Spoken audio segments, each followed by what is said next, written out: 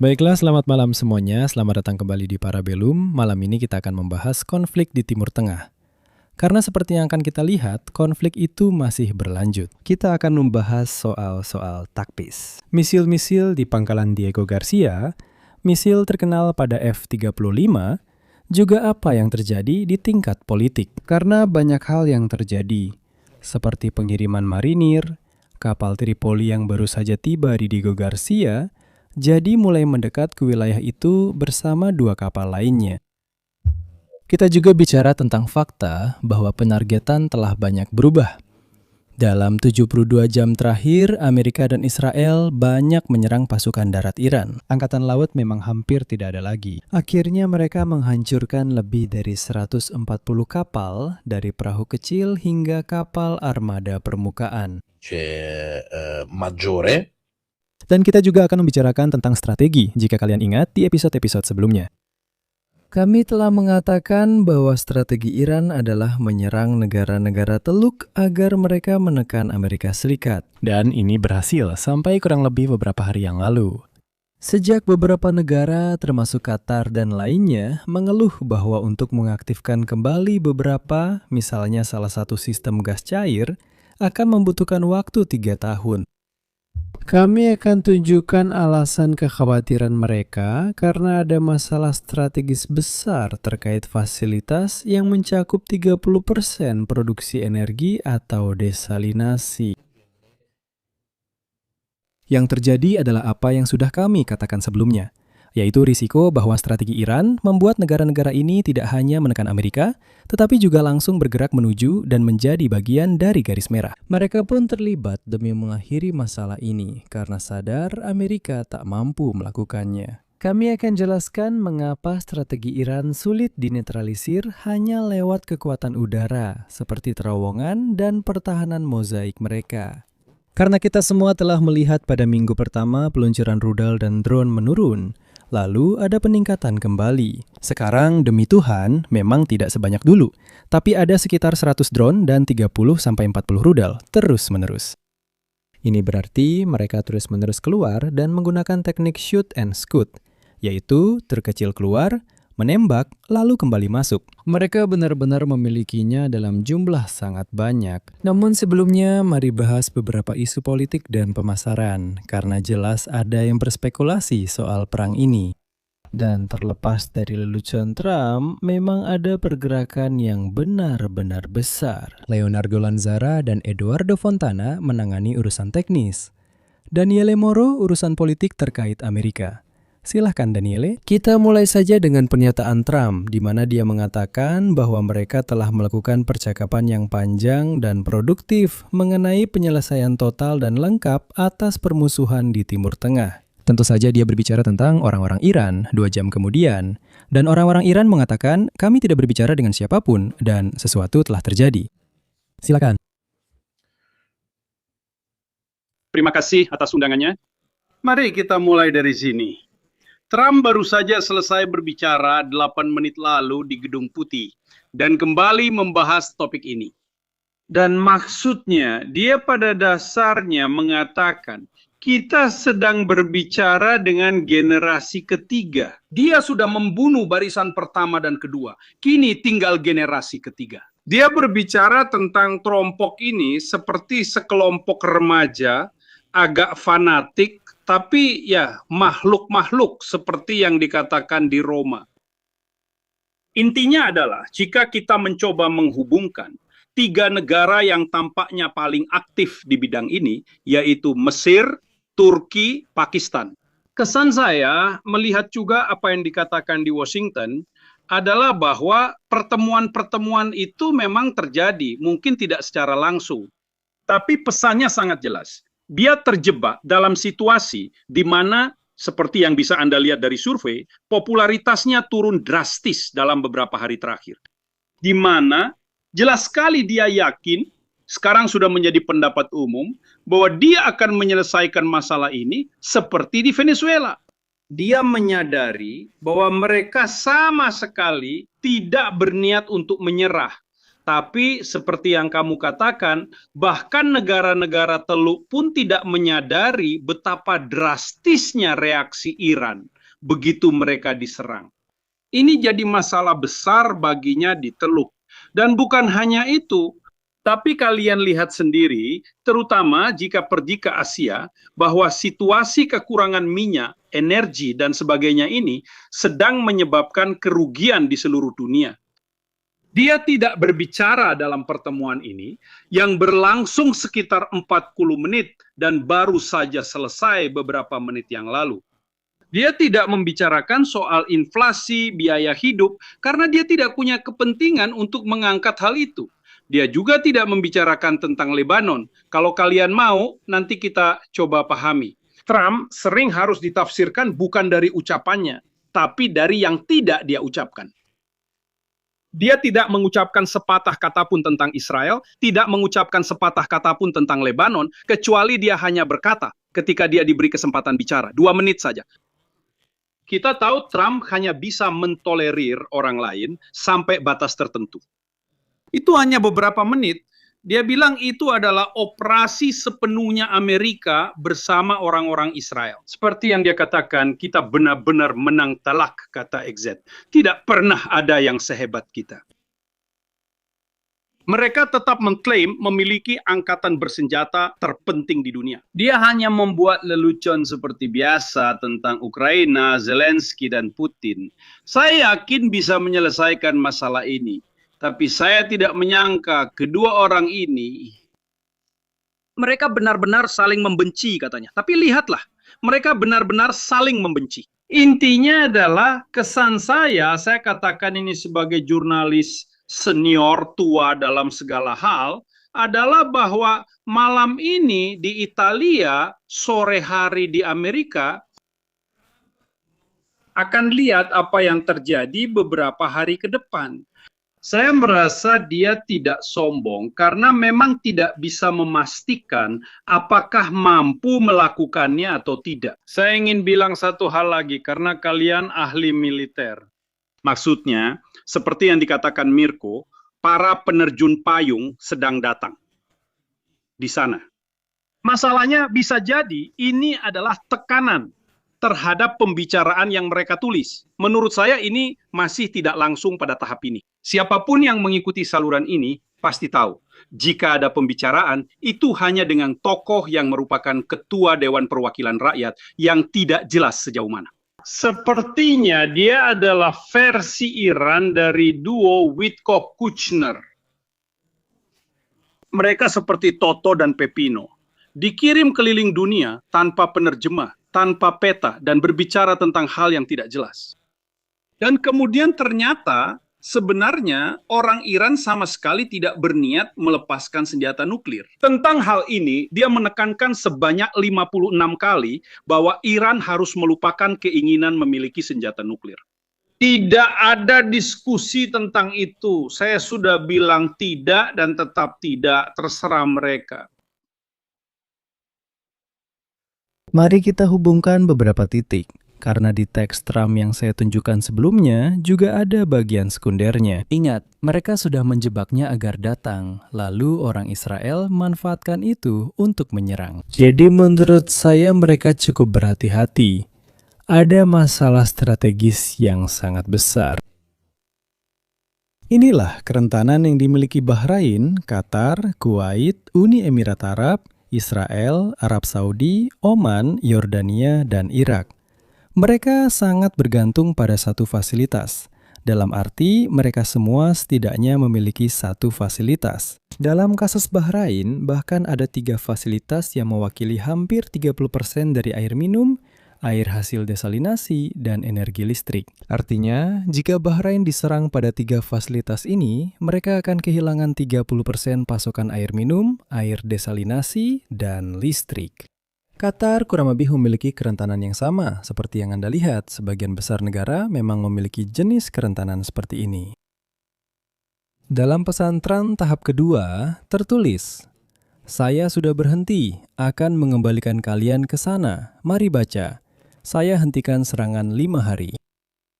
Perang akan berhenti kurang lebih selama 5 hari.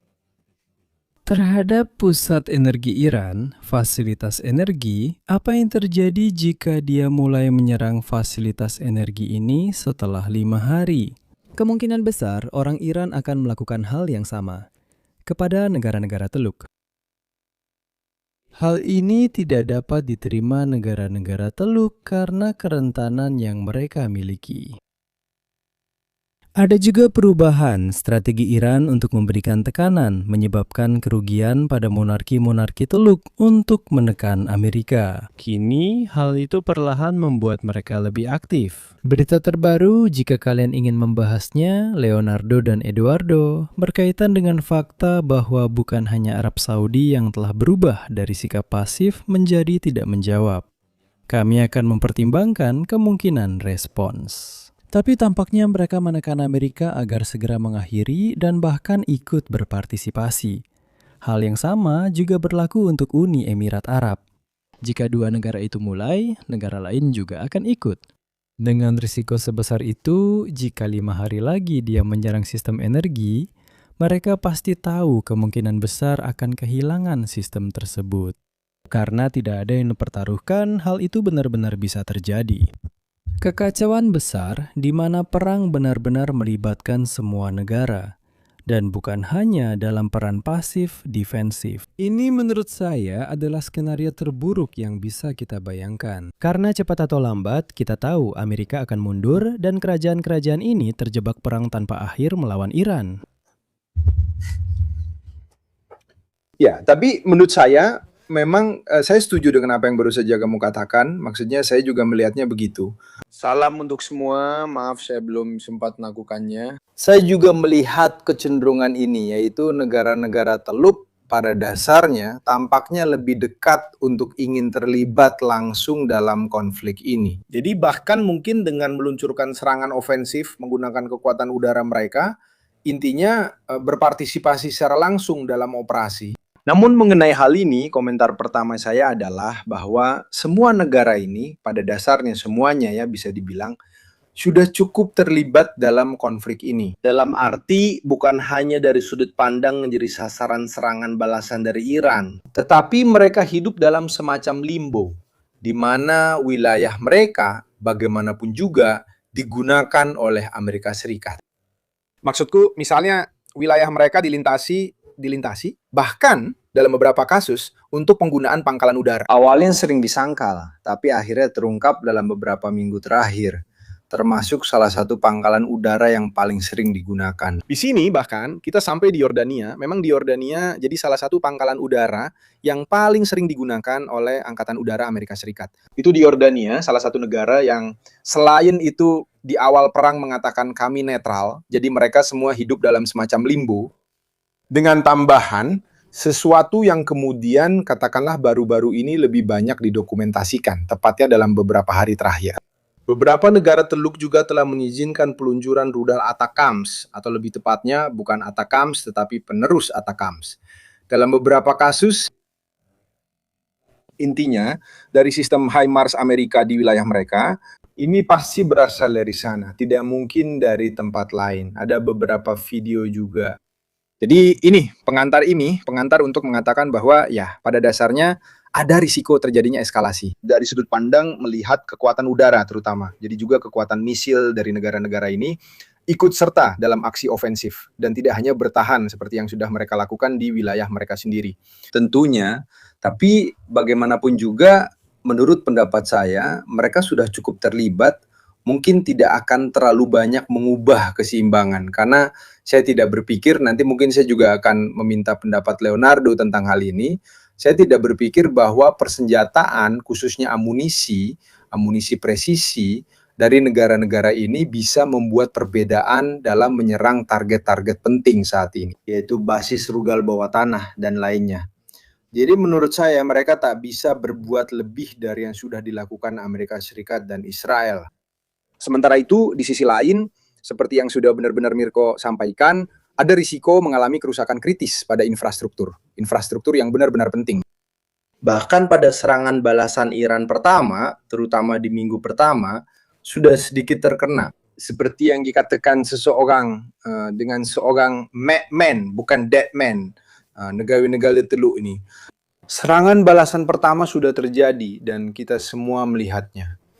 Menurut saya, itu dilakukan bukan dengan tujuan menyerang fasilitas desalinasi. Jadi mereka sebenarnya tidak berusaha menyerang infrastruktur yang paling kritis. Tapi mereka sudah menunjukkan bahwa mereka bisa menyerang berbagai macam lokasi yang secara teori dilindungi oleh atau bahkan sistem antibalistik salah satu yang paling canggih di dunia. Atau setidaknya oleh pertahanan udara yang sangat penting. Ini untuk mengatakan apa? Untuk mengatakan bahwa jika memang mereka melakukan uji coba, segalanya dipertaruhkan. Dan negara-negara ini pun langsung terlibat dalam konflik. Seperti yang kalian katakan, saya juga setuju bahwa ada kemungkinan nyata untuk melihat infrastruktur-infrastruktur ini rusak atau terkena serangan. Karena mereka awalnya belum bisa melindungi infrastruktur dengan baik dari serangan Iran seperti ini. Selain itu, semua sangat bergantung pada persediaan dan kemampuan Iran meluncurkan rudal serta drone yang sampai hari ini tampaknya masih tetap berada pada tingkat yang berbahaya. Begitu. Giliran saya ya. Halo semuanya. Ya, itu benar sekali. Saya akan ceritakan begini. Saat cerita dimulai, Iran punya dua strategi. Pertama, menyerang target militer. Dan itu saja. Jadi menyerang semua yang mereka miliki ke pangkalan-pangkalan di wilayah Teluk. Intinya, sebuah pendekatan yang tidak sepenuhnya asimetris, tapi sedikit kurang dari itu. Lalu kemungkinan kedua adalah menyerang juga target-target sipil. Untuk melakukan apa yang kemudian terjadi, yaitu memberikan tekanan politik dan diplomatik kepada negara-negara di Teluk, di darat, agar menyentuh masyarakat, rasa aman, peluang dari apa yang sedang dilakukan di tingkat politik, dan mendorong Washington agar menghentikan serangan ini terhadap yang dipilih. Kemungkinan kedua, pendekatan yang lebih strategis. Mereka telah mengorbankan sebagian dari persenjataan yang seharusnya bisa digunakan untuk menyerang pangkalan Salti di Yordania atau pangkalan Amerika lainnya di wilayah tersebut untuk memberikan tekanan politik. Benar atau salah? Di satu sisi, mereka bisa saja menyerang target militer dengan kekuatan lebih besar agar lebih sedikit serangan yang diarahkan ke mereka karena kamu mengakui bahwa kamu mulai menyerang. Seperti yang sudah terjadi. Lebih banyak pesawat pengisian bahan bakar, lebih banyak pesawat tempur, lebih banyak, sehingga serangan ke arahmu jadi lebih sedikit. Namun, mereka justru memilih pendekatan yang lebih politis dan strategis. Saya tidak yakin apakah pembicaraan kita dengan Mirko sejak awal tentang pilihan strategis Iran ini akan berhasil, meski masuk akal. Itu berbahaya, karena bisa menarik lebih banyak musuh. Pada awalnya, negara-negara Teluk menanggapi dengan nota protes keras yang disukai oleh Jenderal Kapitini, dan mereka tidak mengatakan banyak hal lagi. Sekarang, setelah beberapa minggu, kalian lihat beberapa orang mulai tidak sabar dan yang ingin intervensi militer. Arab Saudi sebagai kekuatan udara di kawasan Teluk mungkin adalah yang terbaik, yang punya sedikit lebih banyak tradisi dan pelatihan. Saya tidak tahu seberapa banyak, karena ada seseorang yang tidak saya sebutkan, yang mengatakan bahwa Angkatan Udara Qatar, Uni Emirat Arab, lebih untuk parade daripada yang lain. Mereka tidak memiliki kemampuan operasional yang nyata. Mereka punya pesawat yang bagus, senjata yang bagus, tapi mereka sebenarnya tidak benar-benar mampu menyelesaikan misi. Saya tidak tahu, tapi saya juga ragu. Pada titik ini, Iran, dan saya akhiri, harus menarik kesimpulan dari pilihan strategisnya. Apakah keputusan itu baik atau buruk? Kita akan segera tahu. Belakangan, serangan ke Israel makin sering terjadi. Benar begitu, Mirko. Memang ada pergeseran aktivitas. Saya akan menunjukkan grafik dari Anadolu, media Turki, yang angkanya mungkin kurang akurat dan agak dilebih-lebihkan. Tapi ceritanya sendiri memang tidak bisa disangkal, jadi jangan terlalu perhatikan angkanya. Menurut saya itu 2 kali lipat atau 3 kali lipat dari sumber lain. Namun, tak bisa disangkal kita telah melihat antara Februari 28 dan Maret 15, Lihat panahnya, ini Iran yang menyerang. Kurang lebih tersebar ke semuanya, cukup banyak ke Uni Emirat Arab, cukup banyak juga ke Kuwait, lalu ke Arab Saudi, Bahrain, dan seterusnya. Jika Anda perhatikan, sejak 16-18 Maret ke atas, mereka praktis berhenti menyerang Oman, Yordania, Qatar, Bahrain, Arab Saudi, Kuwait, dan seterusnya. Dan semuanya terfokus ke Israel. Itu masuk akal, karena bisa dibilang pusat dari ide ini lebih condong ke Tel Aviv daripada Washington. Bisa kita katakan, atau nanti kita dianggap sebagai penganut teori konspirasi, orang-orang yang hanya membicarakan berkas-berkas Epstein. Jujur saja, ada banyak campur tangan dari pihak Israel di balik cerita ini. Orang-orang Iran mungkin sudah tahu strategi mereka yang politis cukup berhasil. Dan kemudian mereka mulai menekan Israel dengan keras untuk meyakinkannya. Saya rasa cepat atau lambat kita akan membahas tingkat intersepsi. Karena beberapa ada yang lolos. Benar.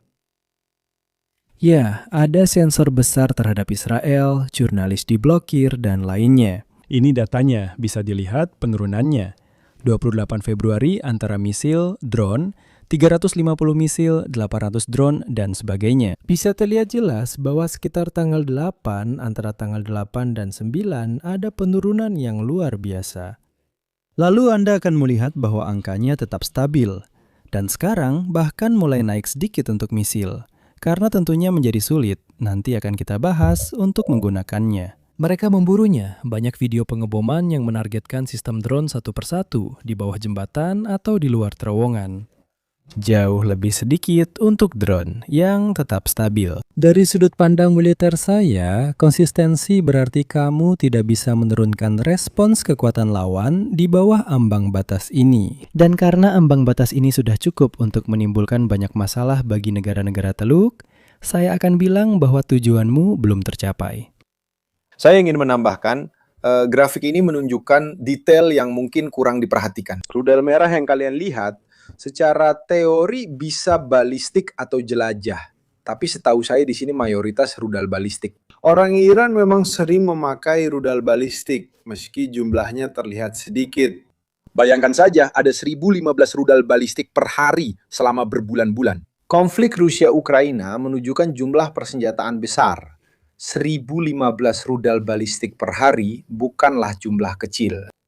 Tentu saja, di sini kita tidak sedang membicarakan. Saya beri perbandingan, Eduardo.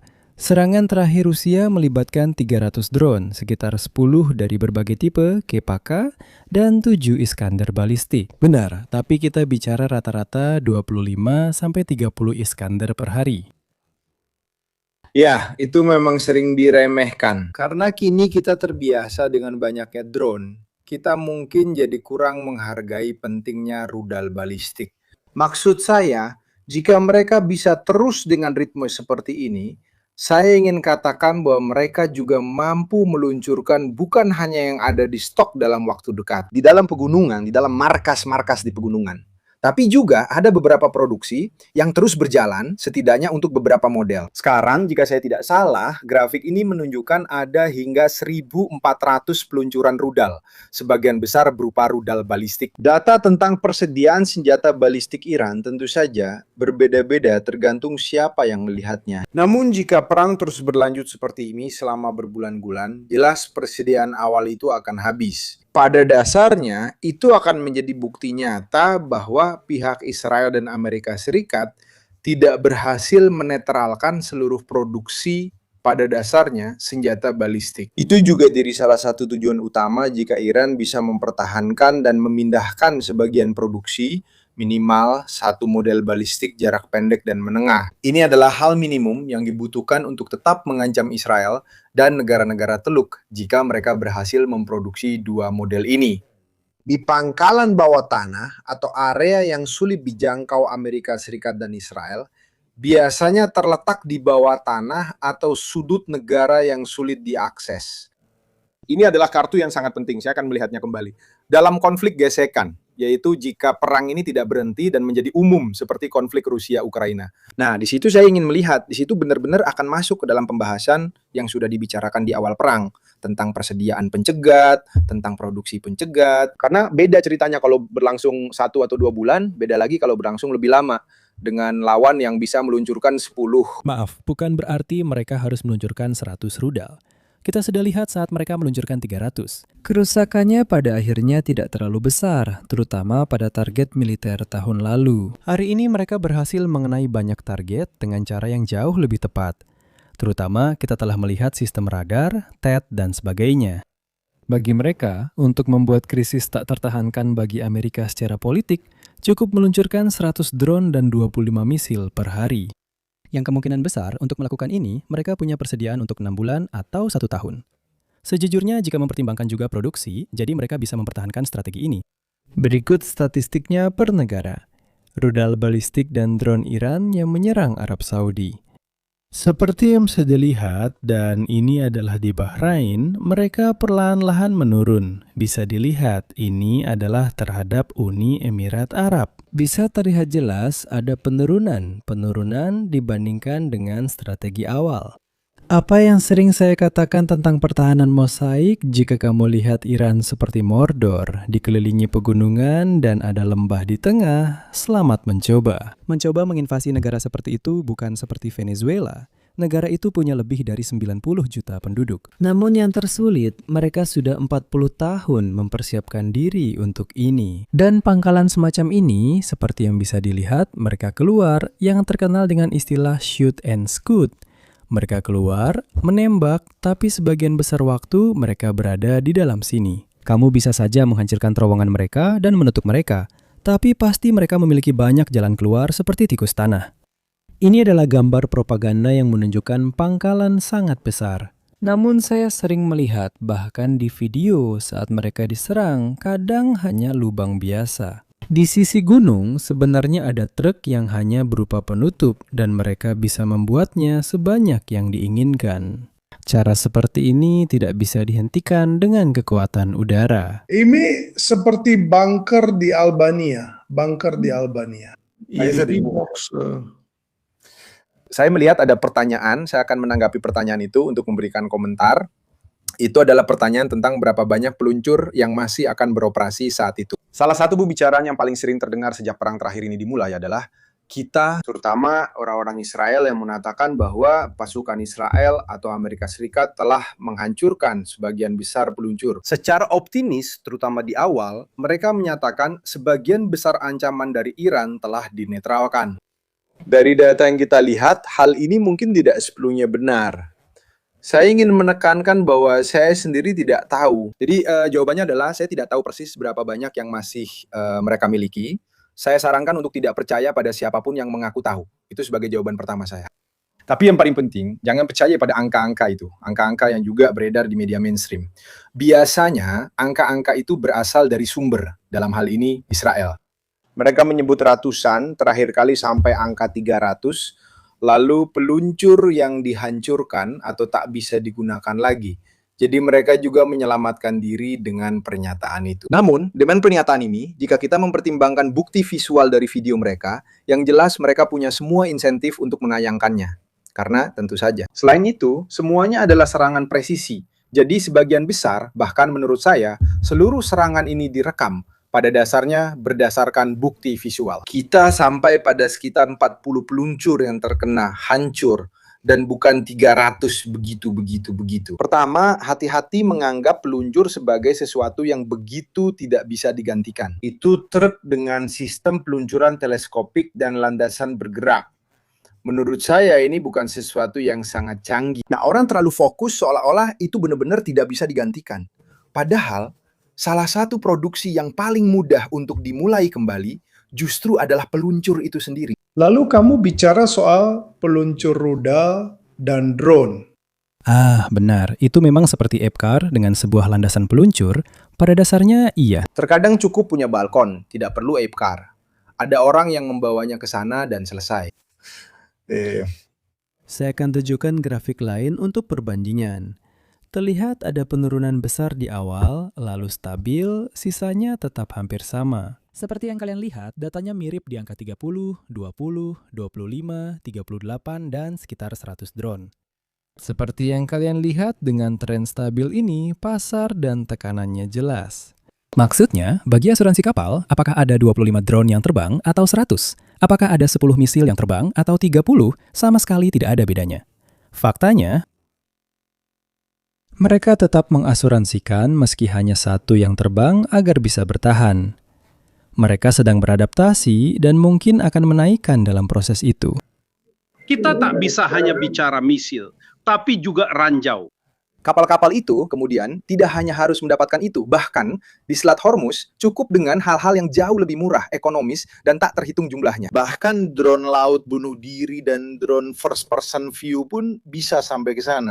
Mereka mungkin hanya menyebabkan sedikit kerusakan, tapi jika membunuh awak kapal, mungkin awak tanker minyak itu sulit ditemukan lagi oleh yang ingin bekerja di sana. Kasihan, cukup jika mereka mengenai bagian penggerak satu persatu. Jadi kita kembali ke politik. Para pedagang minyak setelah pengumuman dari Trump dan bantahan dari Iran bertaruh pada kontrak berjangka dan mendapatkan keuntungan.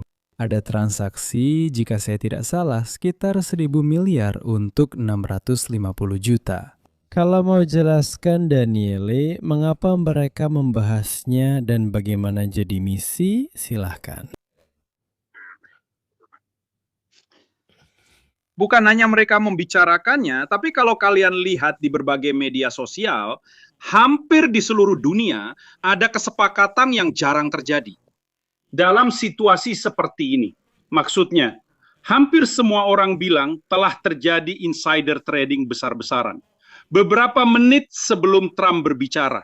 Dan kalau kamu lihat, tepatnya di paragraf kelima, ini dia, di paragraf kelima dari pernyataan itu, BBC ada reaksi dari Gedung Putih terhadap tuduhan yang hampir disepakati oleh semua pelaku pasar. Gedung Putih mengatakan bahwa kami memerangi insider trading. Seperti mengatakan, tanpa benar-benar mengatakan, tapi intinya ini memang berasal dari dalam negeri kami sendiri.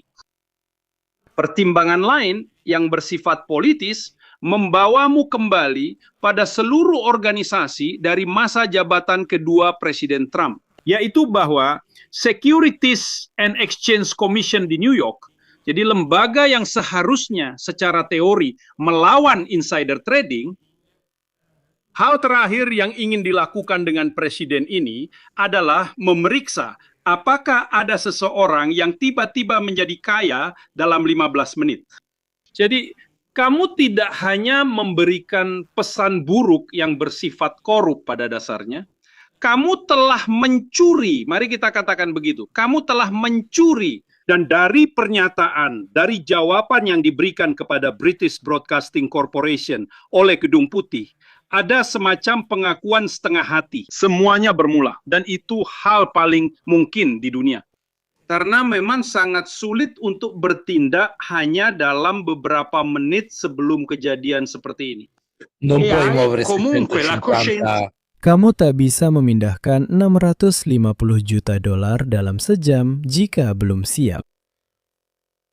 Benar sekali. Bukan hanya itu, tapi kamu juga harus memiliki sistem yang siap menerima jenis taruhan seperti ini. Dan kamu, saya tekankan, harus tahu bahwa meskipun kamu ketahuan dan mungkin ada jurnalis investigasi yang menemukanmu dalam beberapa hari ke depan, Securities and Exchange Commission tidak akan melakukan apa-apa terhadapmu. Maksudnya, kamu bermain di dalam sebuah sistem di mana kamu memiliki informasi yang seharusnya tidak boleh kamu gunakan untuk merugikan pasar. Karena kamu mencuri uang dari investor lain, bukan mencuri uang entah dari siapa. Kamu mencurinya dari pasar. Dan siapa yang seharusnya mengawasi kebenaran operasi pasar, kamu sudah tahu mereka akan membiarkanmu membawa hasil jarahan itu. Dan selamat malam untuk semuanya.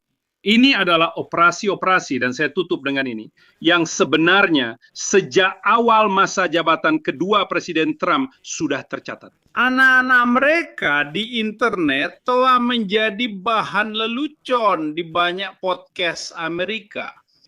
Maksud saya Kushner, uang yang dia terima dari negara-negara Teluk. Ini adalah Amerika yang Bahkan 20 atau 30 tahun lalu, baik itu Republik maupun Demokrat, tidak akan pernah mentolerir tingkat korupsi seperti ini. Ini adalah korupsi.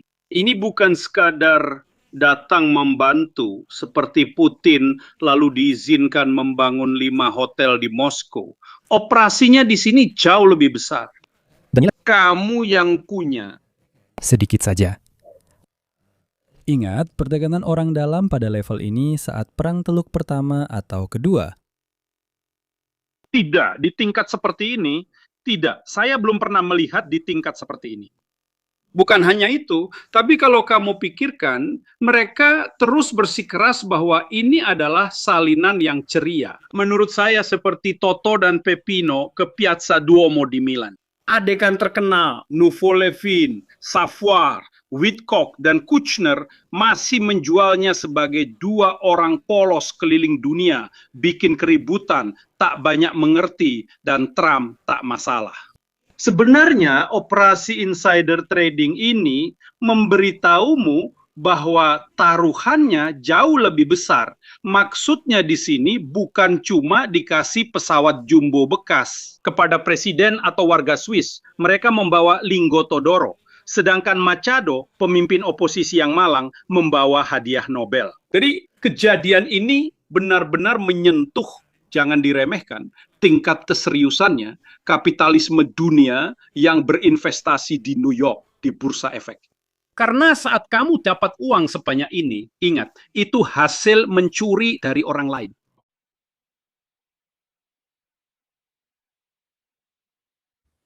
Mungkin mereka tidak akan berinvestasi lebih banyak di Eropa. Tidak, malah sebaliknya. Ini hal lain yang saya perhatikan setelah spekulasi ini. Faktanya, banyak kapal tanker gas yang awalnya menuju ke Eropa saat kekacauan ini terjadi. Lihatlah, ini adalah Mistral, Sinsima, Elisardea. Lihat rute yang mereka ambil. Mereka semua pergi ke Azio, lihatlah. Ini juga sedang menciptakan masalah besar dari sudut pandang ini. Barang-barang yang sudah dipesan oleh Eropa karena di Asia menawarkan harga lebih tinggi, akhirnya diarahkan ke sana. Ini adalah beberapa kapal tanker gas paling penting yang sebelumnya menuju Eropa. Lihat bagaimana tiba-tiba, perhatikan tanggalnya, karena ini hal yang menarik, semuanya tiba-tiba berubah arah. Mereka pada dasarnya membatalkan kontrak akuisisi mereka karena mendapat tawaran yang lebih tinggi dan semuanya pergi ke Asia. Inilah yang terjadi. Kamu juga bertanya kenapa gen kita lebih 40%. Selain itu, Trump mengancam, kita akan bahas partisipasi Eropa datang ke berbagai tempat karena hal ini sangat mengubah segalanya. Semua kartu sudah di atas meja. Untungnya kita hampir memasuki musim semi, jadi diharapkan saat musim dingin nanti, gas sudah kembali normal. Tapi juga seperti yang kita lihat di Italia, dengan kebijakan Meloni yang menghapuskan cukai selama 2 minggu, hal seperti itu adalah hal-hal yang akan sedikit menenangkan pasar selama beberapa minggu. Jika ini berlanjut, dalam 2 minggu harga bensin bisa di atas 2 euro. Satu hal masih bisa kamu tanggung asal tidak merugi. Kalau begitu, saya menyerah. Demi kebaikan, saya bisa pakai dana khusus untuk hal seperti ini. Namun, di sini kita juga tidak sedang bergelimang uang dan emas. Sekarang di Eropa kita melihat situasinya. Risikonya adalah stagflasi, stagnasi, dan inflasi. Yang sebenarnya sudah kita alami karena masalah energi. Kita pindah dari satu krisis ke krisis lain saat mencoba pulih. Tentang pemotongan gas dan minyak dari Rusia, kita mencari sumber alternatif. Dan sumber alternatif ini sebagian juga berasal dari mereka, meskipun ketergantungannya sudah lama. Kamu tidak bisa langsung mengganti 20-30% pasokan sekaligus. Kita terus berpindah dari satu krisis ke krisis lain. Pasar jarang sempat pulih. Kamu terus mengalami krisis. 2 tahun bayar gas mahal, lalu stabil sebentar, lalu krisis lagi. Dari satu krisis ke krisis lain. Harga dasar kini lebih tinggi dibanding tahun 2022. Ini masalah besar, nanti kita lihat. Bagaimana dengan Jerman, Prancis, dan politik dalam negeri? Kita tahu bahwa kemungkinan dalam beberapa tahun ke depan, partai kanan akan menang di berbagai negara. Tidak, Le Pen, penerusnya, kemungkinan partai Farage di Inggris, mereka akan mencoba menahan bergantian dengan Für Deutschland. Tapi krisis sangat membantu para nasionalis. Karena kalian sudah lihat, kalian menginginkan politik dunia, Eropa, kalian ingin ikut serta dalam perang di sini, di sana, di situ. Jadi menurut saya mereka akan naik, dan naik itu berarti lebih memikirkan diri sendiri. Tidak, Leonardo. Ya. Eropa berusaha bertahan bersama, tapi akhirnya tetap mementingkan diri sendiri. Begini, tapi ada satu hal yang seharusnya dilakukan Eropa, maaf kalau saya memotong, yaitu nuklir. Ini saatnya kita butuh seseorang berani berkata, Tuan, kita harus bebas dari hal ini. Green itu bagus, tapi green itu tidak konsisten dengan kebutuhan sebuah negara. Kita harus mengeluarkan kembali opsi nuklir. Salam untuk pengacara atom. Harusnya. Tapi nuklir, sudah ada yang bicara tentang nuklir untuk tujuan militer. Buat deteran Eropa sendiri. Nuklir, oke. Buatlah deteren sendiri, temanku. Ya, aku punya deteran sendiri. Aku makan banyak kacang. Gitu. Lalu kita harus memikirkan tentang energi nuklir, reaktor generasi keempat, tepat dalam sudut pandang ini. Masalahnya mereka tidak bisa siap dalam sebulan. Kita terlambat di Italia karena sudah 2 kali menolak, merasa pintar. Namun, kita harus melakukan lebih banyak lagi di tingkat Eropa untuk energi nuklir. Dan hal itu sudah mulai berjalan. Ya, memang ada kekasan di Italia ya. Kita mengadakan referendum tentang nuklir dan Chernobyl, kita membuat Fukushima kedua. Luar biasa, kalian benar-benar memilihnya. 2 dari 2 kemungkinan itu. Tapi kalau kita orang barat saja sering menderita dan kita adalah negara-negara terkaya di dunia, bagaimana dengan negara-negara lain di dunia? Itulah intinya. Semakin maju suatu negara, semakin mereka bergantung pada energi, minyak, pupuk, dan hal-hal seperti itu. Paradoksnya, negara berkembang justru kurang membutuhkan hal-hal itu karena industrinya belum semekanis, misalnya di Italia Utara. Ini sangat kami rasakan, terutama kami yang setiap hari menggerakkan ratusan hingga ribuan truk untuk memindahkan barang. Jadi, beralih dari 1,7, saya ingat bensin di daerah saya harganya 1,6 dan 60 sampai sekitar 1,5 bulan lalu. Lalu naik 35 sen. Bayangkan dampaknya pada harga kentang, truk susu, atau barang lain yang perlu dipindahkan. Jadi sangat besar, terutama pada volume yang benar-benar besar. Kita sampai pada pembahasan terkenal tentang Diego Garcia, kita sudah membahasnya di video pendek, tapi kita belum membahasnya di sini, di kanal ini. 2 misil itu. Silakan Leonardo, saya mengikuti kamu, nanti dengan slide-nya. Jadi, itu adalah kejutan melihat terbang sepertinya 2 misil untuk masing-masing. Intermediate Range Ballistic Missile. Jadi berjangkauan menengah sekitar 4.000 km dari Iran sampai ke pangkalan Anglo-Amerika di Diego Garcia. Sebuah kejutan, karena yang kita semua tahu adalah bahwa orang Iran hanya mampu mencapai 2.000, mungkin 2.500 kilometer jaraknya. Batasan yang memang sengaja ditetapkan sendiri oleh rejim Iran juga agar tidak terlalu menarik perhatian dari pihak Eropa. Nah, animasi ini menunjukkan kepada kita jangkauannya. Benturan tidak terjadi karena salah satu dari 2 rudal ini tampaknya jatuh saat terbang. Mungkin rusak, saya tidak tahu. Dan yang satunya lagi dicegat oleh SM-3. Sebuah rudal yang diluncurkan oleh Amerika dengan panduan sistem Aegis. SM-3 adalah rudal yang pernah kita bicarakan 2 tahun lalu di saluran ini. Mengenai perang luar angkasa pertama, kelompok Houthi meluncurkan rudal jarak menengah ke Israel yang berhasil dicegat di luar atmosfer. Intersepsi di luar atmosfer. Dalam animasi Mirko, terlihat objek bernama Kill Vehicle. Disebut begitu karena SM-3 merupakan rudal Terraria yang merupakan rudal multistage. Tahap terakhirnya adalah Kill Vehicle. Kalian lihat api yang menyembur ke segala arah Itu apa? Karena ketika melewati ketinggian 100 km di garis Kármán, tidak ada lagi udara untuk menopang penerbangan dan kendali. Untuk mengendalikan arah di tempat tanpa udara, gunakan semburan kecil materi, biasanya dari mesin roket kecil. Jadi sirip tidak digunakan untuk mengarahkan benda yang terbang di luar atmosfer.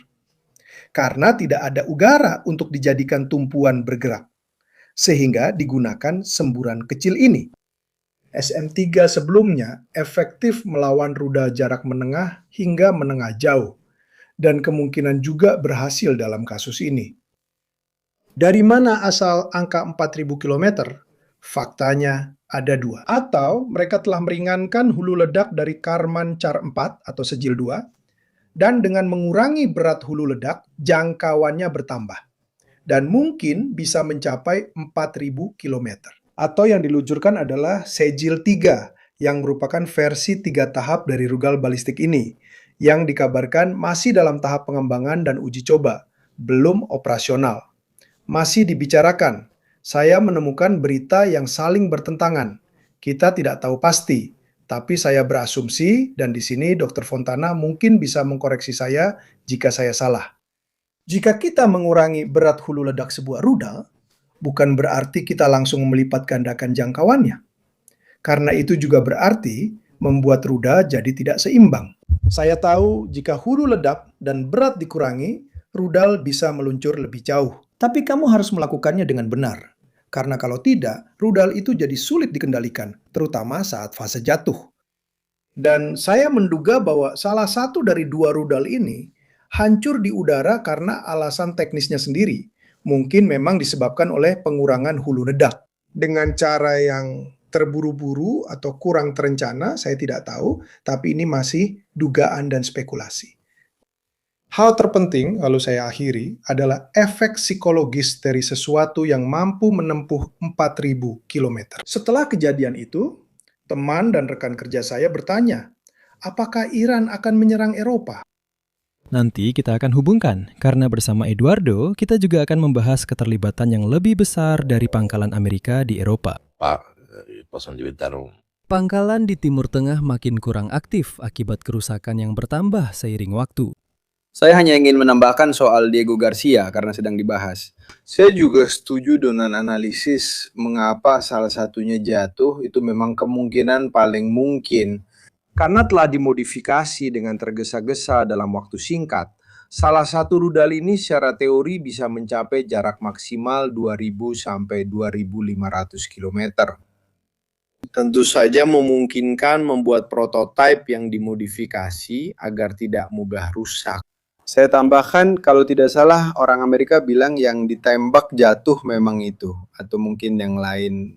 Saya rasa begitu. Yang ditembak jatuh itu sekitar 3.200 km dari Iran. Jadi belum sampai ke pos penjagaan. SM-3 mencegat sebelum benturan terjadi, seperti yang sudah kita lihat. Jadi menurut saya ini adalah faktor penting. Karena ini juga tidak berarti bahwa kita yakin mereka akan sampai ke Ego Versia. Tapi mereka bisa saja melakukannya. Dan saya tambahkan satu detail lagi, menurut saya penting untuk dikatakan, bahwa dari pihak Iran sendiri, mereka tetap membantah telah melakukan serangan ini. Bukan berarti kita tak bisa punya bukti.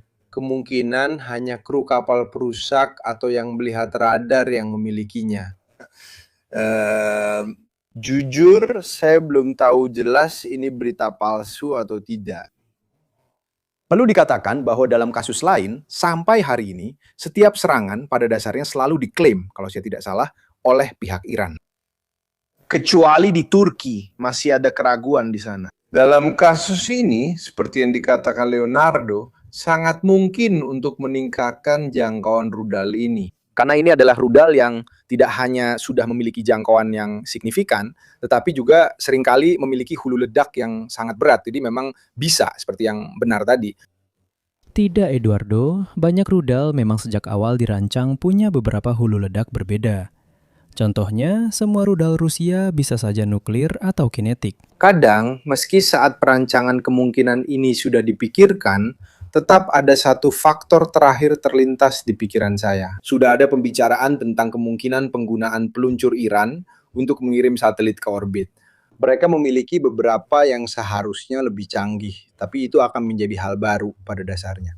Dan selain itu, menurut saya, itu adalah kemungkinan yang paling kecil dari semua hipotesis yang bisa kita ajukan. Jadi, saya tinggalkan keraguan ini tentang Diego Garcia. Terima kasih semuanya. Saya punya hipotesis alternatif yang mungkin dapat.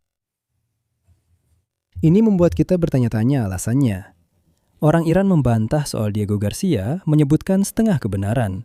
Mungkin diarahkan ke kapal, bukan ke Diego Garcia.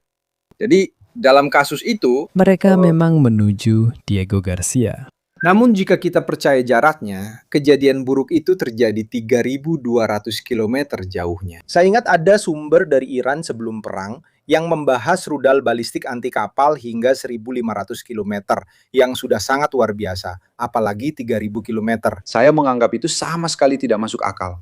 Karena sejak kamu meluncurkan misil, ketika misil itu jatuh, kapal tersebut pada saat itu sudah berpindah posisi. Saya bahkan tidak tahu, mungkin bahkan 60-70 km. Sesuatu yang menurut saya tidak masuk akal. Ada detail tambahan yang baru saja terpikirkan oleh saya. Jadi, benar adanya dinamika yang diceritakan oleh sumber-sumber Amerika dan Israel ini tentang upaya serangan ini. Misal kita percaya angka 3.200 itu benar, berarti mereka memang berhasil sampai di sana. Bagaimanapun ini berarti mereka bisa mencapai bagian penting Eropa dan juga Sisilia, bahkan sebagian Italia daratan. Itu juga tergantung apakah mereka benar-benar bisa sampai dan bertahan hidup di sana. Ini berbahaya, seperti terlihat di grafik sebelumnya di sebagian besar Eropa.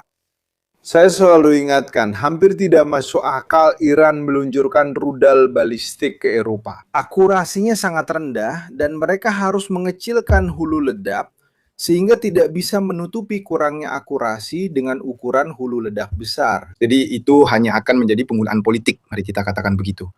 Namun di sisi lain, ya ampun, saya tidak berpikir mereka akan melakukannya, tentu saja. Namun tetap saja akan sulit untuk mencegahnya di beberapa wilayah.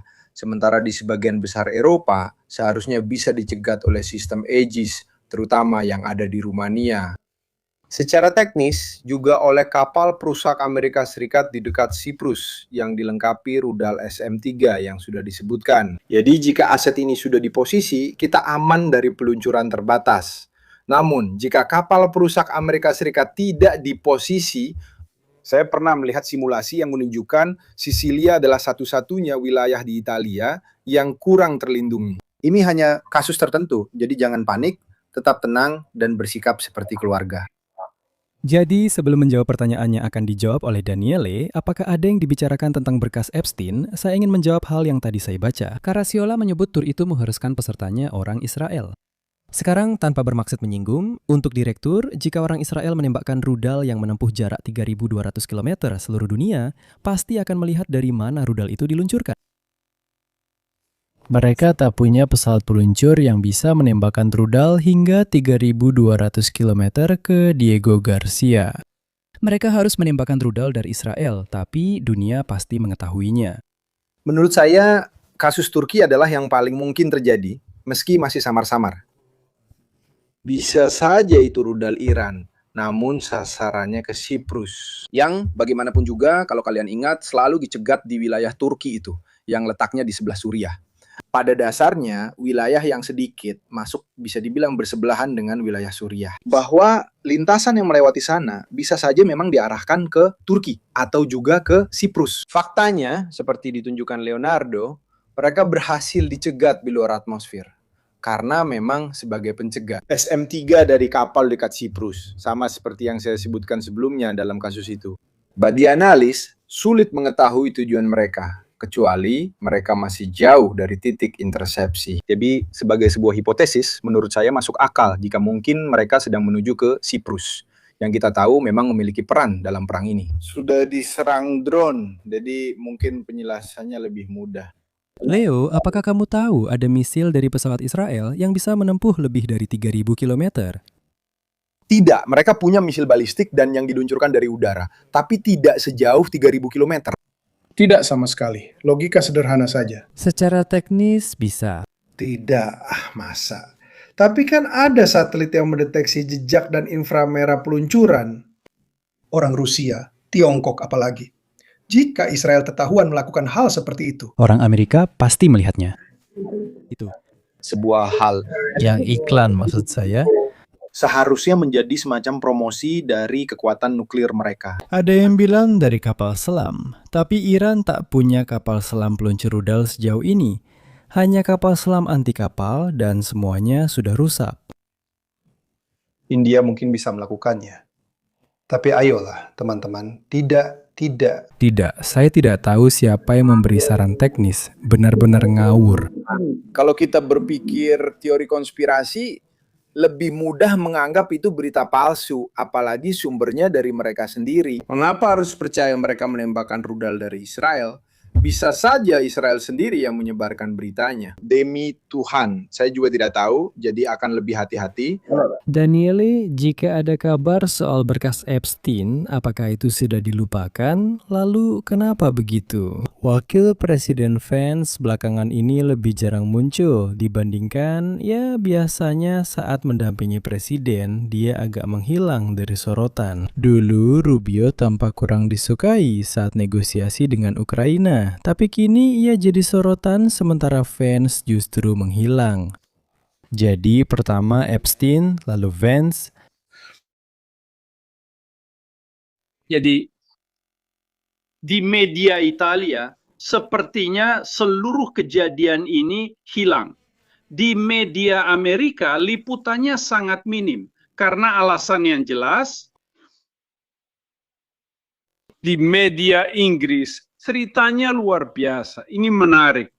Skandal Epstein, New York, pulau-pulau Karibia. Sebenarnya ini sedang menyebabkan bencana besar dalam sistem. Bukan hanya di dalam monarki Inggris, tapi juga dalam kasus Perdana Menteri Inggris yang dipilih dengan cara yang benar-benar tidak bertanggung jawab. Sebagai duta besar baru yang akan dikirim langsung ke Trump, Mendelssohn yang semua orang tahu terlibat dalam skandal itu. Mengenai skandal Epstein, saya yang tidak percaya pada teori konspirasi berdasarkan pengalaman, tidak percaya bahwa dia menghilang. Karena Trump telah berperang dengan Iran dan membuat opini publik Amerika melupakannya, saya tidak percaya itu. Yang saya yakin adalah bahwa masalah ini sama sekali belum selesai. Saya selalu mengatakan dan saya juga ingin memberikan penghargaan kepada Parabellum yang telah mendahului media Italia berbulan-bulan dalam cerita ini. Bahwa skandal Epstein bukan hanya skandal seksual, ini adalah skandal yang juga melibatkan serangkaian orang yang menyimpang, tetapi juga ada urusan bisnis di dalamnya. Pencucian uang kotor dalam jumlah besar telah terbukti di banyak dokumen Kongres. Baru-baru ini, mantan direktur FBI meninggal. Trump tetap mengucapkan kata-kata kasar saat seseorang meninggal seperti biasanya. Dia berkata, tidak, hal seperti ini. Mueller melakukan penyelidikan, dan penyelidikan itu setidaknya pada bagian yang berkaitan dengan Rusia, sangat melibatkan Rusia dibandingkan dengan Amerika Serikat. Dan dalam kasus Epstein, saya ulangi, karena sudah berbulan-bulan kita membicarakannya di sini. Ada pencucian uang internasional melalui Deutsche Bank di Moskow dan Deutsche Bank di New York. Dalam banyak kasus, di bidang konstruksi, perhatikan, poin utamanya adalah uang. Yang kedua adalah informasi, pemerasan. Karena ada Juga Dinas Intelijen Israel. Katakanlah, dari sudut pandang tertentu ada hal-hal yang bengkok. Mereka berfungsi untuk menemukan apa penyimpanganmu, menawarkannya kepadamu untuk menjebakmu. Lalu kami membahas bisnis, koneksi, dan lainnya. Jadi dinas rahasia maksud saya, di Italia pun bagi yang ingat sejarah. Selama peristiwa rencana Solo oleh Jenderal De Lorenzo, berkas-berkas terkenal yang dibuat tentang para politisi. Itu bisa menghancurkan karir seseorang. Karena saya tidak tahu, satu adalah homoseksual, yang lain adalah Presiden Republik Italia, berselingkuh dari istrinya, atau istrinya yang lebih mungkin berselingkuh dari presiden, dan seterusnya. Pengumpulan dosie selalu dilakukan. Kasus Epstein itu berbahaya sampai sekarang. Maksud saya terus berpikir satu hal. Kasus Epstein sama sekali belum selesai di Amerika. Trump berhasil menutupinya. Karena seperti yang kita bicarakan sebelumnya tentang Securities and Exchange Commission yang setara dengan Konsop di Italia, Kementerian Kehakiman adalah pusat kekuasaan pertama dalam pemerintahan Amerika yang berhasil dikuasai Trump. Tapi bukan untuk membuat semuanya jelas, melainkan untuk mencegah agar nama-nama terkenal itu tidak terungkap. 3 juta berkas lainnya yang di FBI, yang juga dikumpulkan oleh FBI. Saya juga ingin mengatakan satu hal terakhir. Daniele, tunggu, kita juga bisa jawab. Mereka bilang teorinya Amerika Serikat sangat penuh. Israel, kenapa mereka mendukung Trump di Epps? Bukan kami yang bilang. Kepala antiterorisme Amerika di bawah Tulsi Gabbard mundur setelah istrinya meninggal di Irak dengan alasan tidak setuju dengan perang ini. Lobi Israel yang menyebabkan kita terlibat di sana. Itu kata Daniel Moro, bukan saya. Itu dikatakan oleh seorang pejabat tinggi antiterorisme Amerika. Dia adalah wakil direktur atau direktur, jadi kita sedang membicarakan tokoh-tokoh tingkat tinggi dari intelijen Amerika. Mari kita mulai. Bagian ini menarik. Perpecahan telah terjadi, namun baru beberapa hari terakhir ini benar-benar meledak. Pengunduran diri yang disebutkan oleh Mirko ini adalah titik bisa dibilang yang paling publik dari peristiwa ini. Terjadi perpecahan besar di dunia MAGA, khususnya di kubu kanan tengah Amerika. Satu pihak tetap seperti secara historis pro-Israel, sementara pihak lainnya benar-benar bergerak ke arah yang berlawanan. Mereka bilang, kita sedang menghadapi konspirasi Yahudi Masonik. Yang paling terkenal, yang mungkin banyak orang kenal, adalah Tucker Carlson. Perpecahan ini sangat kuat. Ada perpecahan terkait Israel, tidak hanya di kubu tengah kanan, tapi juga sebut saja tengah kiri, bahkan di Partai Demokrat. Dan yang sangat menarik, perpecahan ini juga bersifat generasional. Kaum muda Partai Republik cenderung melepaskan diri dari solidaritas tradisional Partai Republik terhadap Israel dan mengambil posisi yang berlawanan. Hal yang sama juga terjadi pada kaum muda Demokrat, di mana perpecahan ini juga terkait dengan aspek lainnya. Mirko, kamu sudah mencatat hal ini sejak awal perang di Iran.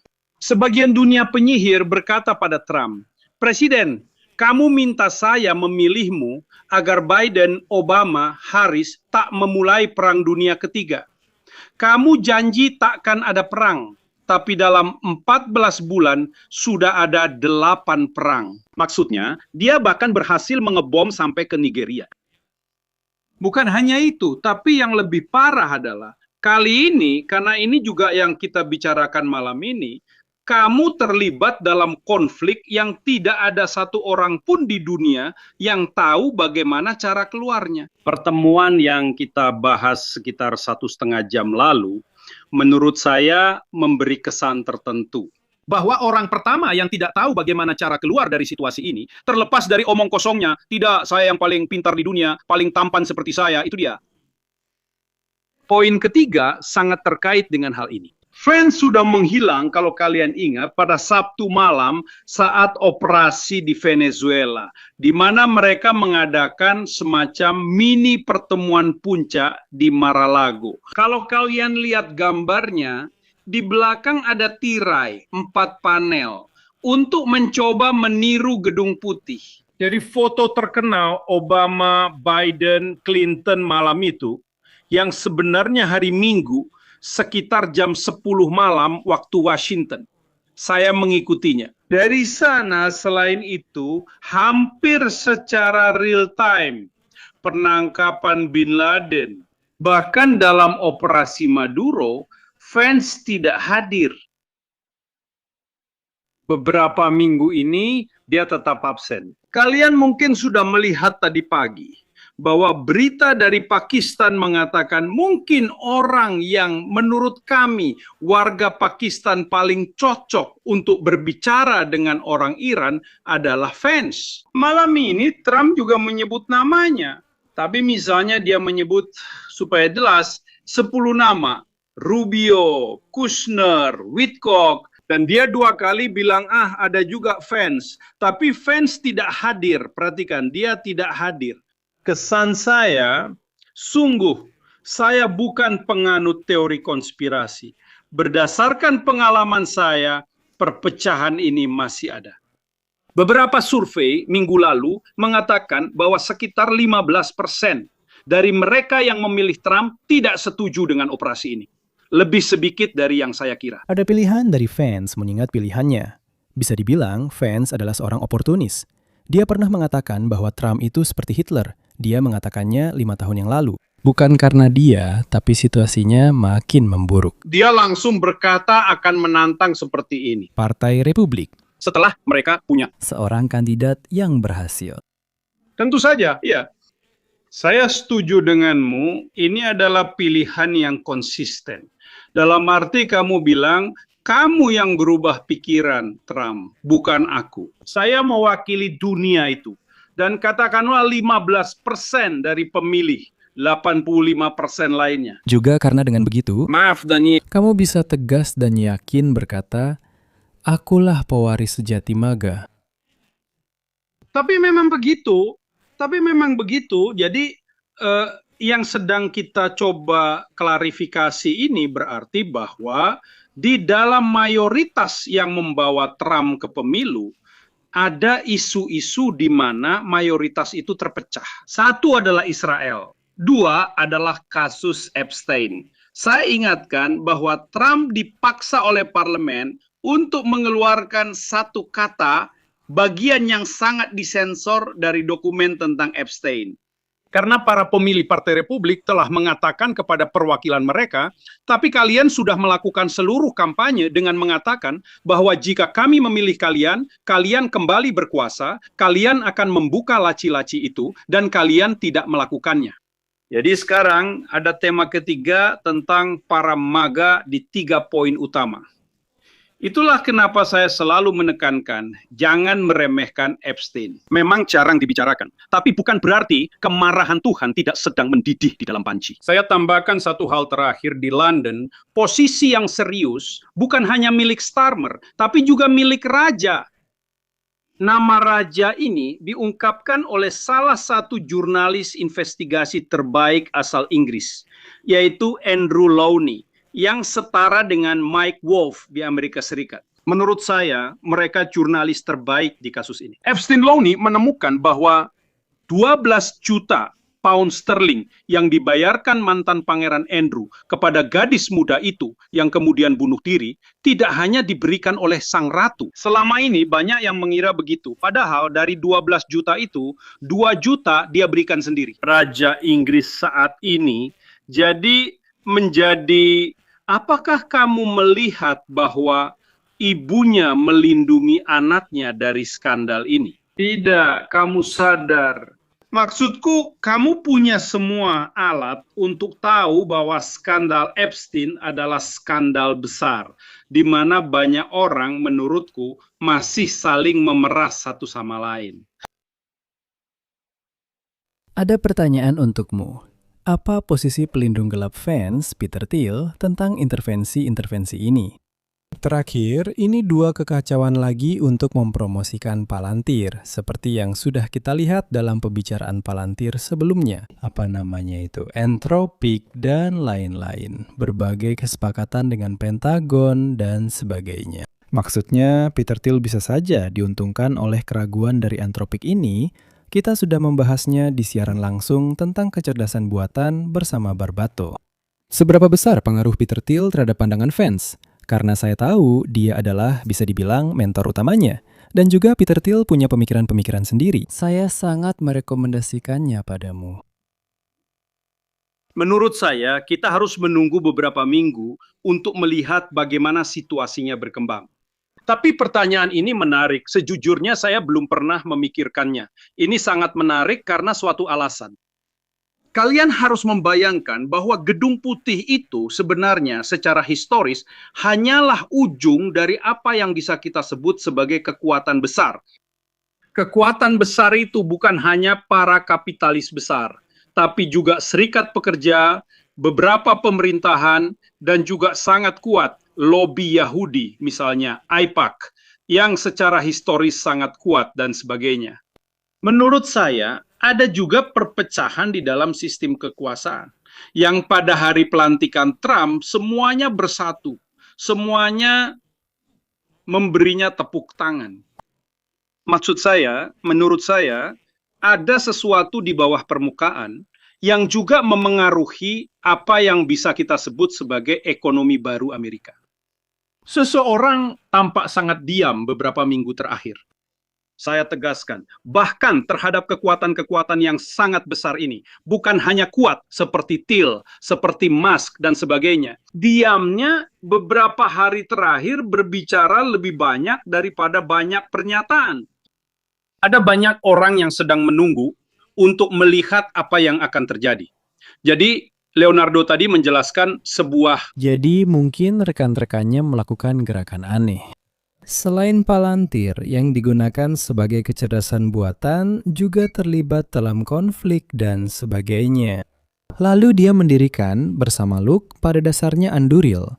Dia terobsesi dengan hal-hal dari Lord of the Rings, Palantir, Anduril, pedang api dari barat milik Aragorn, dan sebagainya. Sekarang dia sedang berusaha tepat pada saat-saat ini untuk menggantikan Silicon Valley Bank dengan Erebor. Jadi ada sebuah gerakan, Grotto ingin masuk ke dalam pengadaan militer, ke dalam kecerdasan buatan yang sudah ada, dan sekarang juga di bidang perbankan. Tentu saja, maksud saya begini, Gedung Putih adalah terminal dari kekuatan besar. Tidak seperti di negara lain, saya tidak tahu, di Prancis, di mana Presiden Republik juga sering memiliki pengaruh yang luar biasa terhadap perusahaan milik negara, publik, dan sebagainya. Gedung Putih hanyalah terminal dari pertarungan antar kapitalis yang sangat-sangat berkuasa. Saya akan memberi Anda contoh sebuah perusahaan yang semua orang kenal, Coca-Cola. Jika Anda melihat seperti apa lobi Coca-Cola di Washington, tapi itu 100 kali lebih berpengaruh daripada Presiden Amerika Serikat. Tapi ketika mereka mencoba mengurangi gula, tapi kamu perlu lihat lobi-lobi ini. Maksudku seluruh kekuatan kapitalisme dunia tidak bergantung pada Trump. Justru dia yang mencoba mempengaruhi keputusan dalam hal ini Pentagon atau keuangan Amerika. Jadi pasti kamu punya bentrokan. Maksudku kelompok yang mendukung Trump juga menurutku dalam hal ini jauh lebih tidak solid. Karena masing-masing punya kepentingan sendiri. Mereka bersaing. Tapi bersatu mendukung Trump yang ingin menghancurkan Eropa. Makan krim secara diam-diam. Tapi sebenarnya mereka punya kepentingan besar di tingkat kapitalis. Katakanlah, di mana letak benturannya? Kamu bisa jadi teman atau musuh Trump. Tapi pada akhirnya kepentinganmu tetap yang utama. Jadi kalau terjadi sesuatu, bahkan terkait peristiwa-peristiwa ini, saya tidak akan mengesampingkannya.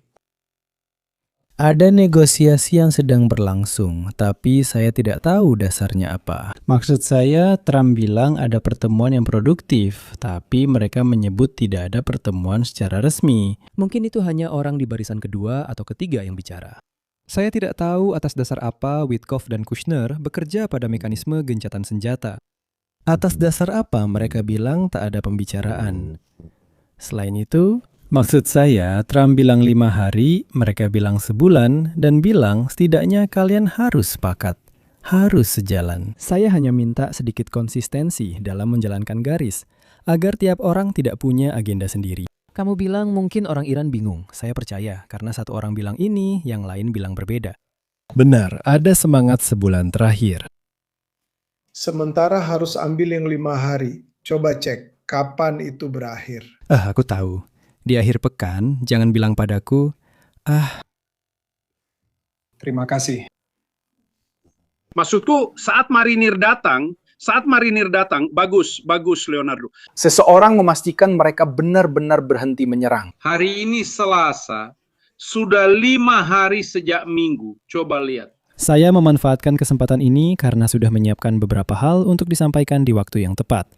Namun, terkadang spontanitas juga indah. Kami selalu mengatakan itu. Perhatikan, dalam beberapa hari terakhir, serangan selalu terjadi di akhir pekan. Hal-hal seperti ini sering muncul dalam hidup. Menurut kalian, pada apa sasaran Amerika fokus belakangan ini dalam beberapa hari terakhir?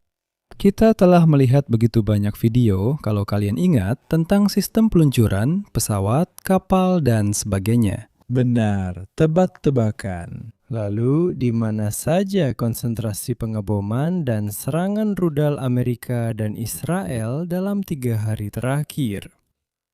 Pasukan darat begitu. Secara kebetulan, Pasukan darat. lihat saja kebetulan ini. Bahkan di pulau-pulau yang bisa dibilang paling rentan. Tidak, itu bukan Khark. Bukan, itu bukan Kark. Kark jauh lebih parah. Itu bukan Khark, itu Khark. Pulau-pulau itu diduduki Iran, tapi diklaim Emirat. Menarik melihat perkembangan 3 hari terakhir. Pasukan mekanis yang dapat cepat berintervensi dan pasukan di jarak jauh telah diserang di Selat Hormuz. Marinir bergerak dan berhenti 5 hari di akhir pekan sambil membombardir pasukan darat.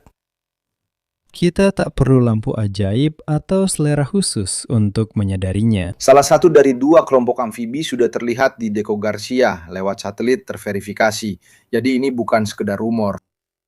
Sumber Amerika Serikat juga menyebutkan 1 divisi pasukan lintas udara yang memang seharusnya siaga. Sekarang, ya ampun. Lalu ya sudahlah, di sini kita sebenarnya bisa membuka pembahasan yang sangat besar. Makna dari operasi ini mempertaruhkan segalanya. Menurut saya ini hanya masuk akal, memang. Di beberapa pulau, dekat Ormus pada dasarnya.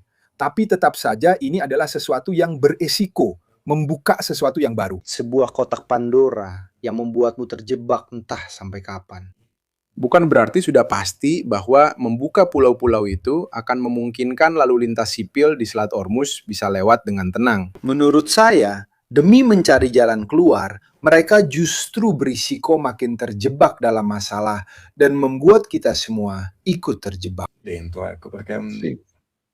Tidak ada yang membahas masalahnya. Tentang gelembung anti-akses dan redenial. Misalkan, semuanya berjalan lancar, pendaratan bagus, penanaman sangat baik, tapi kemudian di Ormus tetap saja dalam jangkauan. Ada ranjau dan drone, jadi tidak mungkin menciptakan zona aman sepenuhnya untuk membukanya kembali. Dan lagi, para marinir itu sendiri akan berada di pulau-pulau yang jaraknya hanya beberapa puluh kilometer, kadang-kadang bahkan kurang, dari pantai.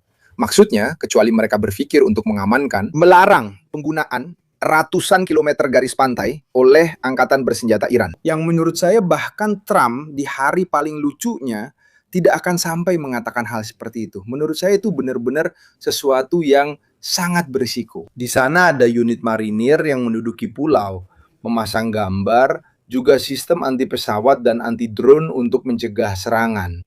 Radar saja sudah cukup membantu pertahanan kapal dagang, namun kini menjadi sasaran besar yang baru. Maksudnya marinir yang sama itu bisa saja dibombardir bahkan oleh artileri, lalu oleh berbagai senjata yang benar-benar murah. Perlu dikatakan bahwa kita telah melihat A-10 Super Hornet bahkan menembak langsung di pantai. Di beberapa area, mereka tampaknya bahkan memiliki kebebasan ini. Ya ampun, kebebasan ini.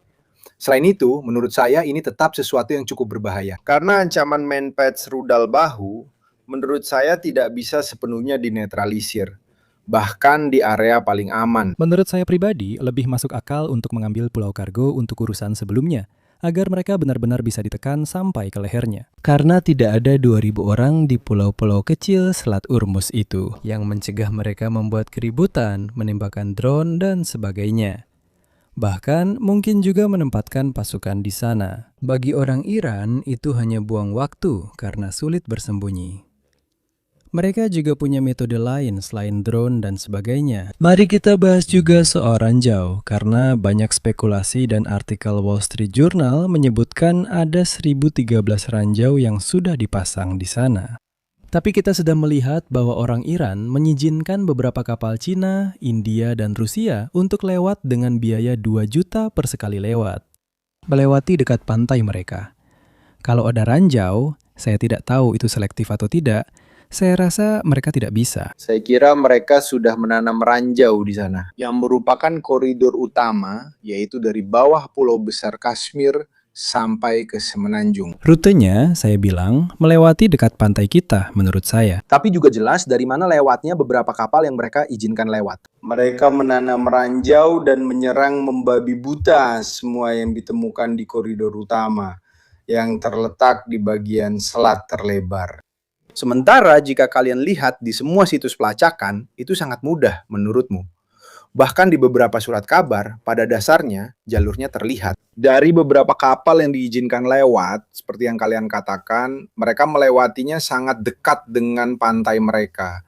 Di area di mana mereka bahkan bisa menghentikannya. Setidaknya secara visual memastikan kapal-kapal itu memang benar.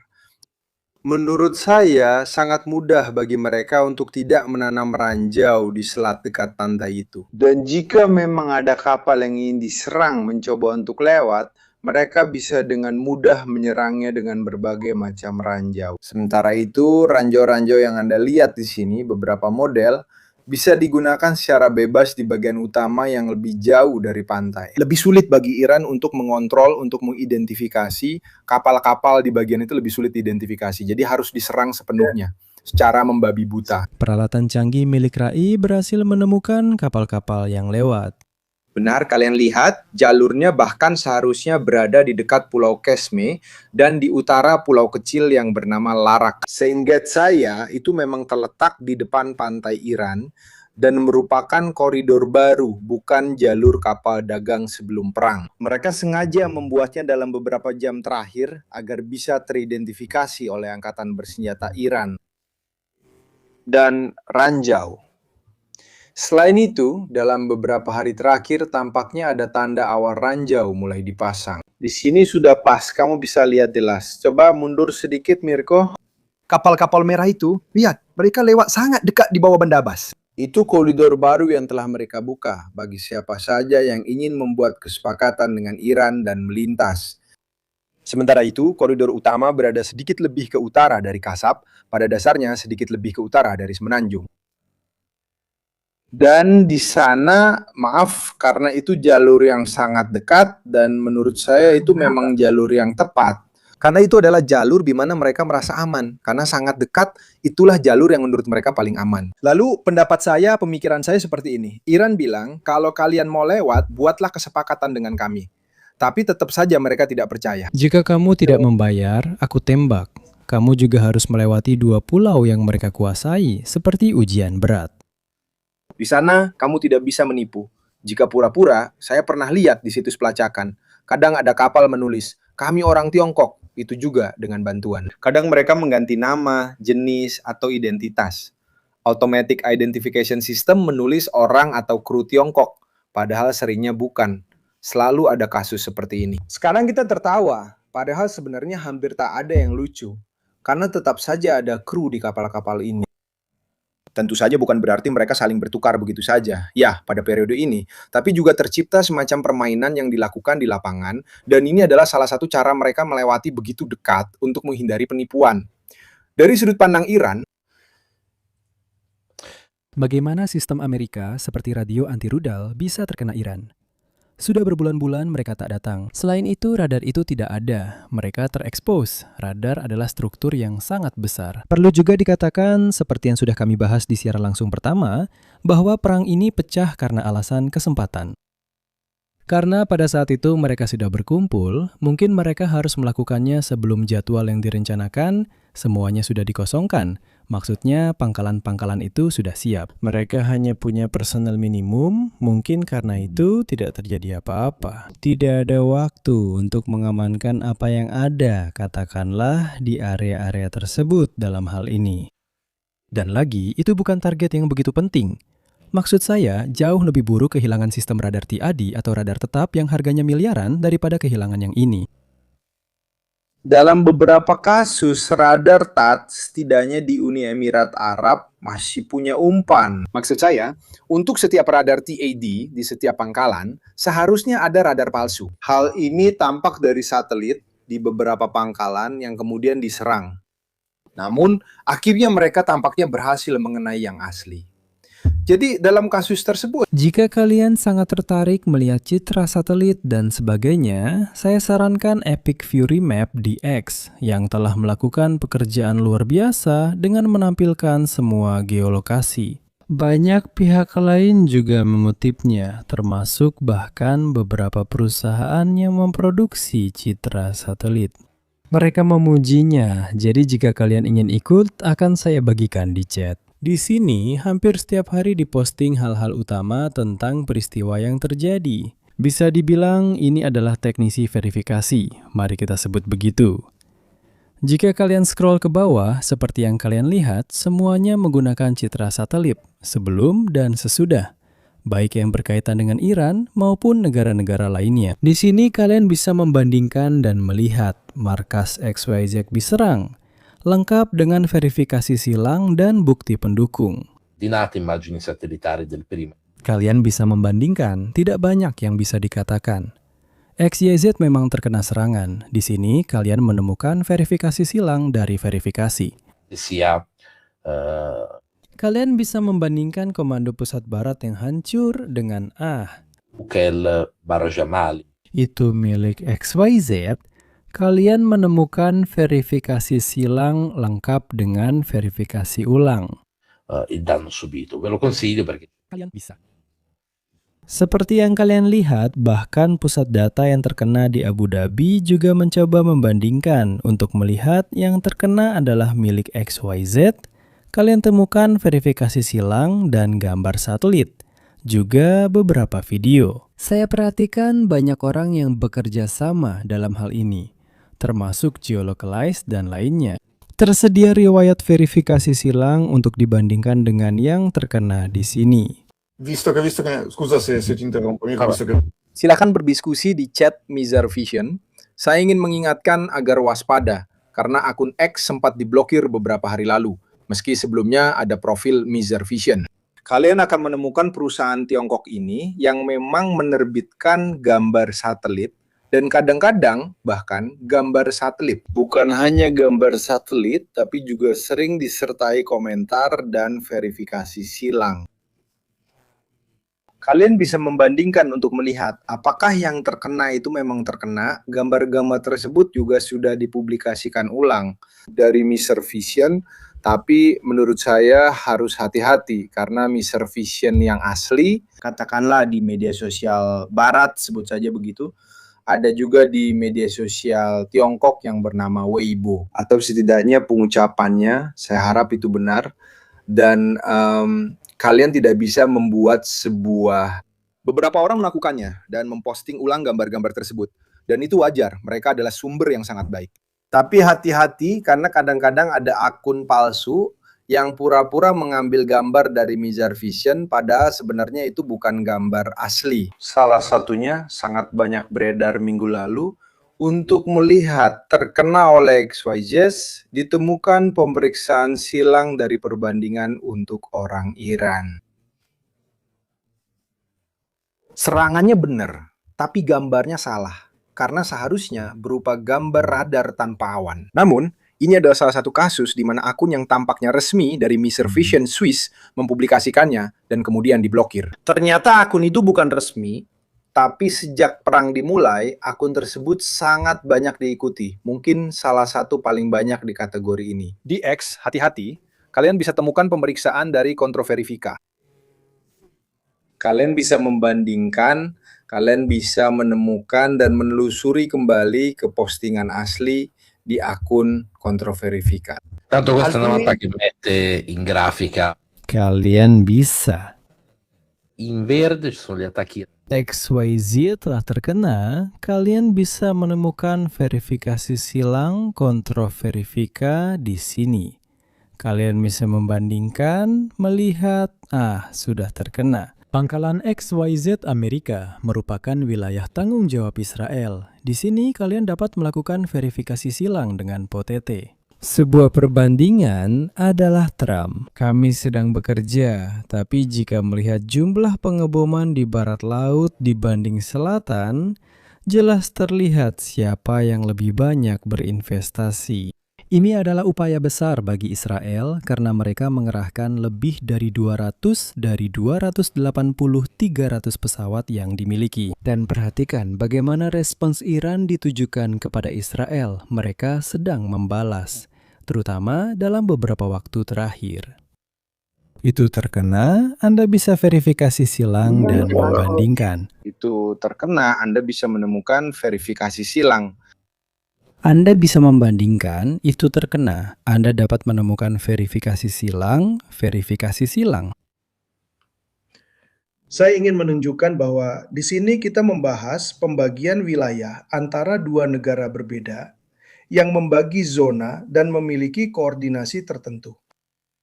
Tapi sudah berapa lama mereka mengerjakan operasi ini? Saya bertanya. Saya tidak tahu. Karena tidak mudah untuk merencanakan dan menyelesaikan semua operasi ini. Dengan konflik, kita juga menghindari menembak. Sekutu hindari serang target sama 2 kali. Saya bertanya-tanya, sudah berapa lama mereka bekerja untuk operasi terkoordinasi seperti ini? Karena semuanya sudah sangat terkoordinasi sejak awal. Dari perang elektronik, peluncuran rudal, serangan udara dari 2 negara yang berbeda. Ini bukan sesuatu yang bisa diatur untuk minggu depan. Justru karena itu, mereka tidak saling tumpang tindih, kecuali ketika ada intervensi dari B2 Spirit, Spirito. Saat itu, pembom dan penghancur sering tumpang tindih. Yang tak bisa dilakukan Israel, dilakukan Amerika. Tapi untuk intervensi udara klasik, entah itu SET, DET, atau apapun yang kalian mau, masing-masing punya area kompetensinya sendiri, jadi mereka benar-benar membagi area untuk menghindari masalah. Dan menarik untuk dicatat bahwa sebagian besar insiden justru dialami oleh orang Amerika, baik insiden tembakan teman sendiri maupun insiden dari sudut pandang teknis mereka. Kecuali jika orang Israel benar-benar menyensor milik mereka sendiri, kita tidak bisa mengetahuinya. Mari kita bahas F-35 karena membicarakannya secara singkat berbeda dengan mendiskusikannya lebih lama. Bukan karena orang-orang ribut, saya membuat video singkat tentang F-35. Karena, ya Tuhan, orang Iran menang, bahkan berhasil menembaknya jatuh, dan itu tidak seperti itu. Tapi kenapa ini jadi sejarah? Menarik untuk menunjukkan beberapa hal teknis terlebih dahulu. Biasanya ketika orang Iran menunjukkan video penembakan jatuh, misalnya drone Reaper dan sebagainya, mereka menunjukkan videonya secara lengkap. Maksudnya, sejak misil ditembakkan, mengenai target terbakar jadi bola api, lalu dibiarkan di sana terus-menerus. Aneh sekali, dalam F-35 yang mereka tunjukkan kepada kita, justru tiba-tiba pada satu titik videonya dipotong. Jika saya menembak jatuh pesawat generasi kelima saat perang dengan Amerika Serikat atau Israel, saya pasti sangat berkepentingan. Bukan hanya merekam semuanya, tapi juga mencari potongan-potongan untuk diperlihatkan. Tidak, semua itu justru tidak terjadi. Silahkan, Leonardo. Kamu mau lihat videonya? Ya. Jadi videonya menunjukkan rekaman dengan kamera inframerah. Sekarang akan saya tunjukkan.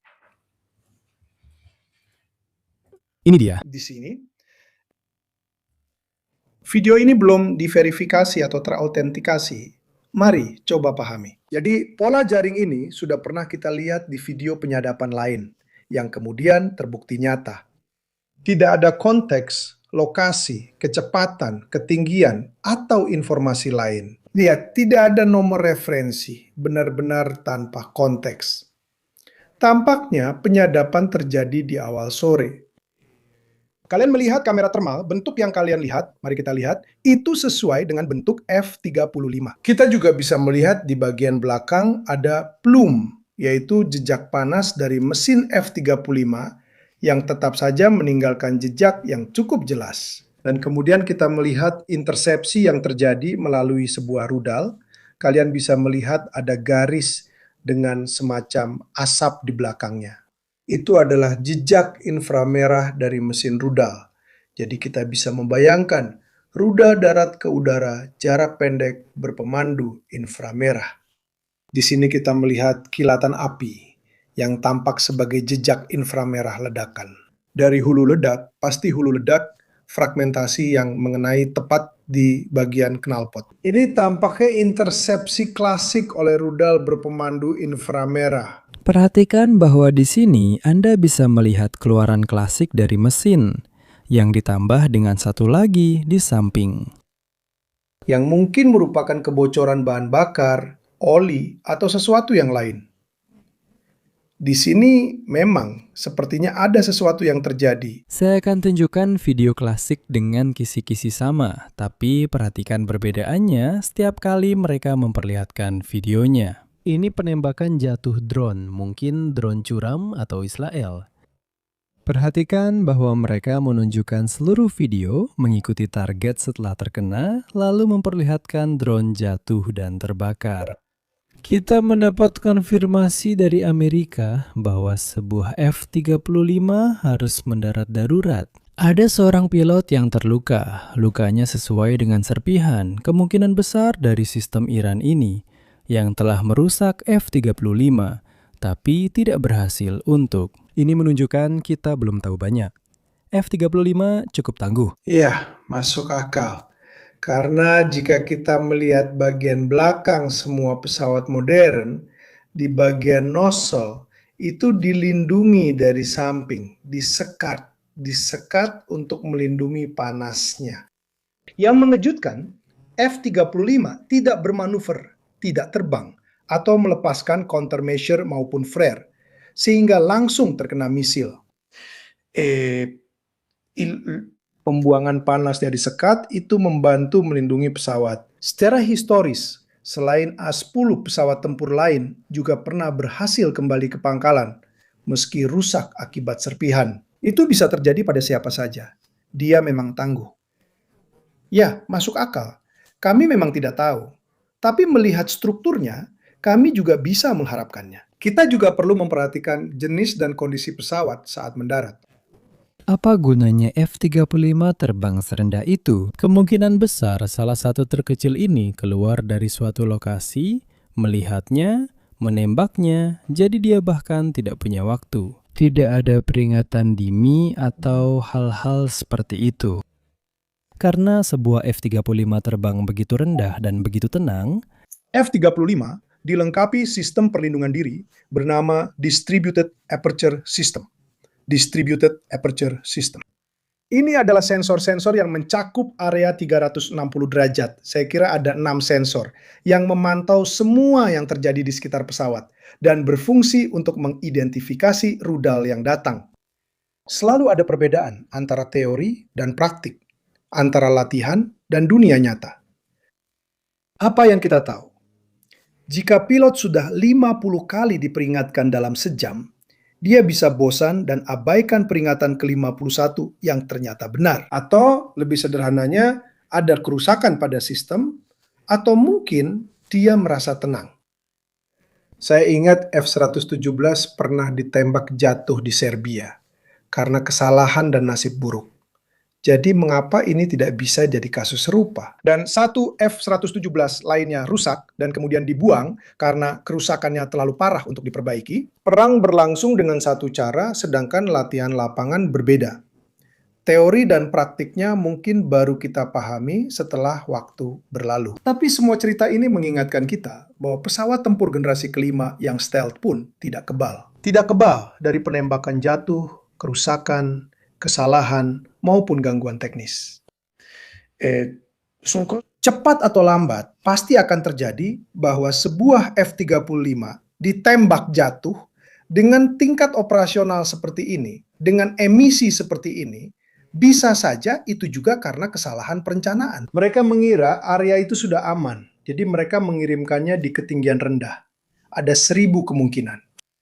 Menjadi stealth itu seperti pakai helm saat naik motor, melindungi kepala tapi tidak bagian lain. Itu bukanlah pelindung yang tak terkalahkan. Dan hal ini harus diingat. Kita tidak boleh memitoskan teknologi. Bahkan teknologi generasi kelima sekalipun. Nah, ini adalah skema DAS. Saya hanya ingin bilang, kita harus realistis, itu mungkin terjadi. Selain itu, saya ingin menambahkan, tanpa tahu jumlah sorti mereka, mungkin risikonya ada di level itu. Ini bisa jadi kisah sukses penggunaan F-35 dalam konflik ini. Kita tidak tahu apakah mereka melakukan ratusan sorti di ketinggian yang benar-benar terpapar sistem inframerah ini. Kerusakan bisa dianggap keberhasilan, atau sebaliknya, jika sorti yang dilakukan hanya sedikit dan dalam beberapa sorti saja. Ternyata setidaknya sistem peringatan rudal yang datang ini tidak berfungsi dengan baik. Kasus ini mungkin bukan keberhasilan, dan saya setuju, memang tidak harus begitu. Apakah kita sedang menghadapi bencana F-35? Tidak, sama sekali tidak. Juga karena kerusakan pada sebuah pesawat. Sebenarnya semua ini membuat kita berpikir bahwa sorti sangat banyak dalam konflik ini. Saya ingin menambahkan salah satu alasan sistem peringatan mungkin tidak berfungsi adalah, koreksi saya jika saya salah Leonardo, itulah yang pada dasarnya juga memungkinkan penggunaan umpan termal secara optimal dan memulai manuver pengelakan. Jadi misil harus terdeteksi tepat waktu. Dalam hal ini jelas bahwa misil tersebut diluncurkan ketika pesawat berada di ketinggian menengah atau rendah. Sekarang memang tidak begitu bisa dipahami, tapi begitu. Misil itu setahu saya hanya bisa mencapai ketinggian maksimal sekitar 5 km. Jadi waktu peluncurannya sangat singkat. Bisa juga karena belum diatur untuk jenis misil tertentu. Karena itu senjata buatan dalam negeri Iran yang sudah pernah digunakan. Menurut saya sejauh ini hampir tidak ada, kecuali penembakan jatuh drone-drone itu. Dan mungkin saja mereka tidak memiliki karakteristik jejak panas seperti yang diperkirakan, yang mungkin merupakan ciri dari misil-misil Rusia lain yang lebih terkenal. Dan seterusnya, dan seterusnya. Jadi ini bisa jadi kasus di mana kita cukup belajar dari kegagalan ini dan pada dasarnya memperbaiki perangkat lunaknya. Izinkan saya menggunakan istilah ini untuk meningkatkan efisiensi di masa depan. Jadi ini juga tidak berarti bahwa sistem tersebut pasti tidak berfungsi. Tidak, itu benar sekali. Dan mungkin ini adalah masalah yang sama yang dialami oleh orang India terhadap peluru kendali 15 Tiongkok yang digunakan oleh Pakistan. Mereka tidak mengenali tanda inframerah atau radar dari rudal itu. Perang modern belum ada. Jika terbang rendah, kamu bisa mengenalinya, tapi jika mendekat dalam 20 detik. Sudah cukup. Mari kita lihat poin lainnya. Daniletra meminta bantuan orang Amerika, lalu berganti-ganti bilang tidak mau, tidak butuh, bisa sendiri, dan akhirnya mereka tidak datang. Dan seterusnya dengan orang Eropa. Tentang orang Eropa. Eropa tidak ingin terseret, dan kita telah melihat Daniel Trump membuat ancaman. Mereka tidak mau membatasi gas, kita lihat saja apakah mereka suka jika pasokan gas kita hentikan. Dan saya tidak tahu apakah di belakangnya ada perubahan arah dari banyak kapal yang tadinya menuju Eropa lalu beralih ke pasar Asia di sisi lain. Jadi nanti kita juga libatkan Eduardo dan Lanzara. Mengingat mereka tidak berhasil melindungi basis mereka dengan baik di berbagai negara teluk. Selain itu, mereka juga mempertanyakan apakah ini memberi keamanan atau justru masalah. Karena digunakan sebagai basis serangan Amerika, sehingga mereka lebih terlibat daripada terlindungi. Saya pikir ini pertanyaan yang sama yang diajukan orang Eropa. Untungnya, Iran tidak punya kemampuan besar menyerang Eropa. Secara umum, orang Amerika makin bergantung pada pangkalan-pangkalan ini. Saya tidak tahu apakah ada politisi yang menyadarinya, karena ada Trump yang mengancam akan keluar dari NATO, yang bisa melakukannya tanpa Senat, bahwa kita adalah parasit. Namun pada akhirnya, begitu-begitu saja, dia masih butuh pangkalan ini. Hal itu sudah diberitahukan kepadanya. Misalnya, Kanselir Jerman beberapa hari yang lalu, Merz, berkata kepadanya, kamu boleh saja menghina kami, mengancam kami, memeras kami, atau menginginkan kami. Karena hubungan itu sendiri memiliki sikap yang hampir seperti skizoid. Kelihatannya bisa dibilang ini hal yang sepele, tapi itu bukan sikap seorang presiden Amerika Serikat, sama sekali bukan. Sejarah Amerika Serikat penuh dengan presiden yang pernah melakukan kesalahan. Itu juga salah satu hal yang sering kamu lihat di podcast-podcast Amerika. Bahkan tadi pagi, mereka membandingkan antara Trump dan Bush anak. Dia pergi ke parlemen selama berhari-hari untuk mencoba meyakinkan sebelum menyerang Irak. Melihat bagaimana akhirnya sebaiknya dia tidak meyakinkan siapapun. Masalahnya sekarang terjebak dalam situasi yang selama 15 bulan terakhir menjadi sangat serius bagi orang Eropa. Dalam arti dia secara konsisten sudah 40 tahun mengatakan hal-hal seperti itu tentang orang Eropa. Memakan roti dengan pengkhianatan. Kami sudah muak dengan kalian. Kami tidak butuh kalian. Orang Eropa akan membutuhkan beberapa tamu kalian. Sudah saya bahas, itu bukan rahasia.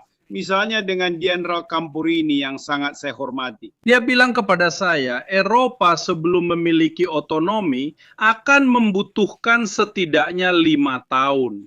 Jadi kita ambil 5 tahun sebagai periode. Mungkin bahkan jauh lebih lama dari 5 tahun. Trump tahu bahwa dia bisa menampar kita dan kita menerimanya. Kita tahu bahwa dia akan melakukannya. Dan selama kita belum mampu membela diri sendiri, kita harus menghadapinya setiap hari, 2 atau 3 kali sehari. Tadi kalian bahas Diego Garcia. Saya ingin mengingatkan satu hal yang menurut saya luput di media Italia. Perlu kalian ketahui, setahun yang lalu, Inggris yang sudah bertahun-tahun diperintahkan oleh Perserikatan Bangsa-Bangsa untuk meninggalkan Diego Garcia. Kami sudah bilang sejak awal, mereka menolak memberikannya dan tidak mengizinkan digunakan saat itu. Setidaknya 1,5 tahun, 1 tahun sejak Rubio telah memberikan, Departemen Luar Negeri Amerika telah memberikan persetujuan kepada London untuk kesepakatan kompromi 99 tahun dengan Diego Garcia yang kembali ke Mauritius. Kamu bilang sesuatu, tapi coba bayangkan dirimu sebagai negosiator di London. Jadi maksudmu, kamu sudah sepakat dengan orang Amerika soal solusi yang menjaga penampilan agar kedaulatan kembali ke Mauritius. Namun, selama 99 tahun mungkin tidak ada yang mengusirmu, lalu datang seseorang dan menyebutmu bodoh karena membuat kesepakatan itu. Lalu datang orang Spanyol, dan dia bilang, kamu harus memberiku pangkalan di Spanyol. Lalu yang satunya bilang, tidak, aku tidak akan memberikannya kepadamu. Karena kamu akan pergi berperang. Dan NATO adalah sebuah organisasi pertahanan. Kamu tak bisa gunakan pangkalan itu. Trump menjawab, aku akan ke Spanyol dan tetap pakai pangkalan Spanyol. Maksudnya, kamu punya serangkaian politisi yang pernah dipermalukan, diperlakukan dengan baik, dihina, dan sebagainya, yang sebenarnya mereka semua berada dalam satu wadah besar. Yang saya maksud adalah Eropa, yang disebut Uni Eropa. Hanya pada beberapa isu seperti antitrust, perdagangan internasional, tapi tidak pada pertahanan, tidak pada kebijakan luar negeri. Saya akan beri contoh mungkin sederhana, agar kita langsung paham. Ini seperti di wilayah-wilayah Italia, cukup satu saja, seperti Basilicata atau Val d'Aosta, mengatakan tidak. Pemerintah Italia, dalam kebijakan luar negeri, kami tidak setuju, dan kamu memang tidak bergerak. Uni Eropa benar-benar tergantung pada salah satu dari 27 negara anggotanya. Kasus Hongaria sangat mencolok terkait bantuan untuk Ukraina. Karena pada akhirnya, pada bulan Desember, Hongaria menerimanya dengan tidak ikut serta, tidak mengambil resiko. Dan karena pemilihan diadakan pada 12 April, dan Orban ingin berusaha agar tidak dipulangkan setelah 16 tahun. Dari serangan untuk memperkuat kekuasaannya. Kamu tetap punya 27 entitas yang memiliki kekuasaan pergaulan. Saya akan memberikan contoh lain kepada kalian. Macron telah menawarkan. Kita terlalu banyak menyimpang, jadi saya ingin segera membahas pelajaran agar selesai dalam 2 jam. Tentu saja tentang Eropa. Saya beri contoh terakhir. Macron menawarkan perlindungan nuklir ke negara seperti Polandia selama Perancis tetap ingin kursi di Dewan Keamanan Perserikatan Bangsa-Bangsa. Dia tidak memberikannya ke Uni Eropa karena Perancis sendiri sebenarnya tak berniat membentuk uni yang sesungguhnya. Mari kita bahas Lebanon sebentar, karena di tengah kekacauan ini banyak terjadi serangan dan balasan. Ingat, kali ini mereka memerintahkan evakuasi hingga Sungai Litani. Jika tidak salah, hal itu juga terungkap. Untuk memberi gambaran, silahkan, jadi memang ada. Perang ini jarang dibahas dan terlupakan oleh hal lain. Allora, siapa yang mengikuti Parabellum 2 minggu lalu pasti ingat bahwa kami langsung mengatakan ada 2 strategi, satu Amerika dan satu Israel. Strategi Amerika menurut saya terjebak dalam upaya mencari kompromi. Menurut saya, Trump benar-benar membutuhkan kompromi. Saya rasa orang Iran tidak membutuhkannya. Netanyahu punya urusan sendiri. Astro dari Gaza, dengan 47 tahun rezim para ayatollah yang menjadikan penghancuran negara Israel sebagai tujuan utama mereka, dan Hizbullah. Di Lebanon yang sekarang jauh lebih rapuh dari sebelumnya, tapi pada titik ini menjadi mangsa yang luar biasa di selatan Lebanon. Karena Iran harus memikirkan masalah-masalahnya sendiri. Hamas berada dalam situasi yang secara objektif sulit. Hizbullah telah terkena pukulan yang cukup besar. Tidak menentukan, tapi cukup signifikan.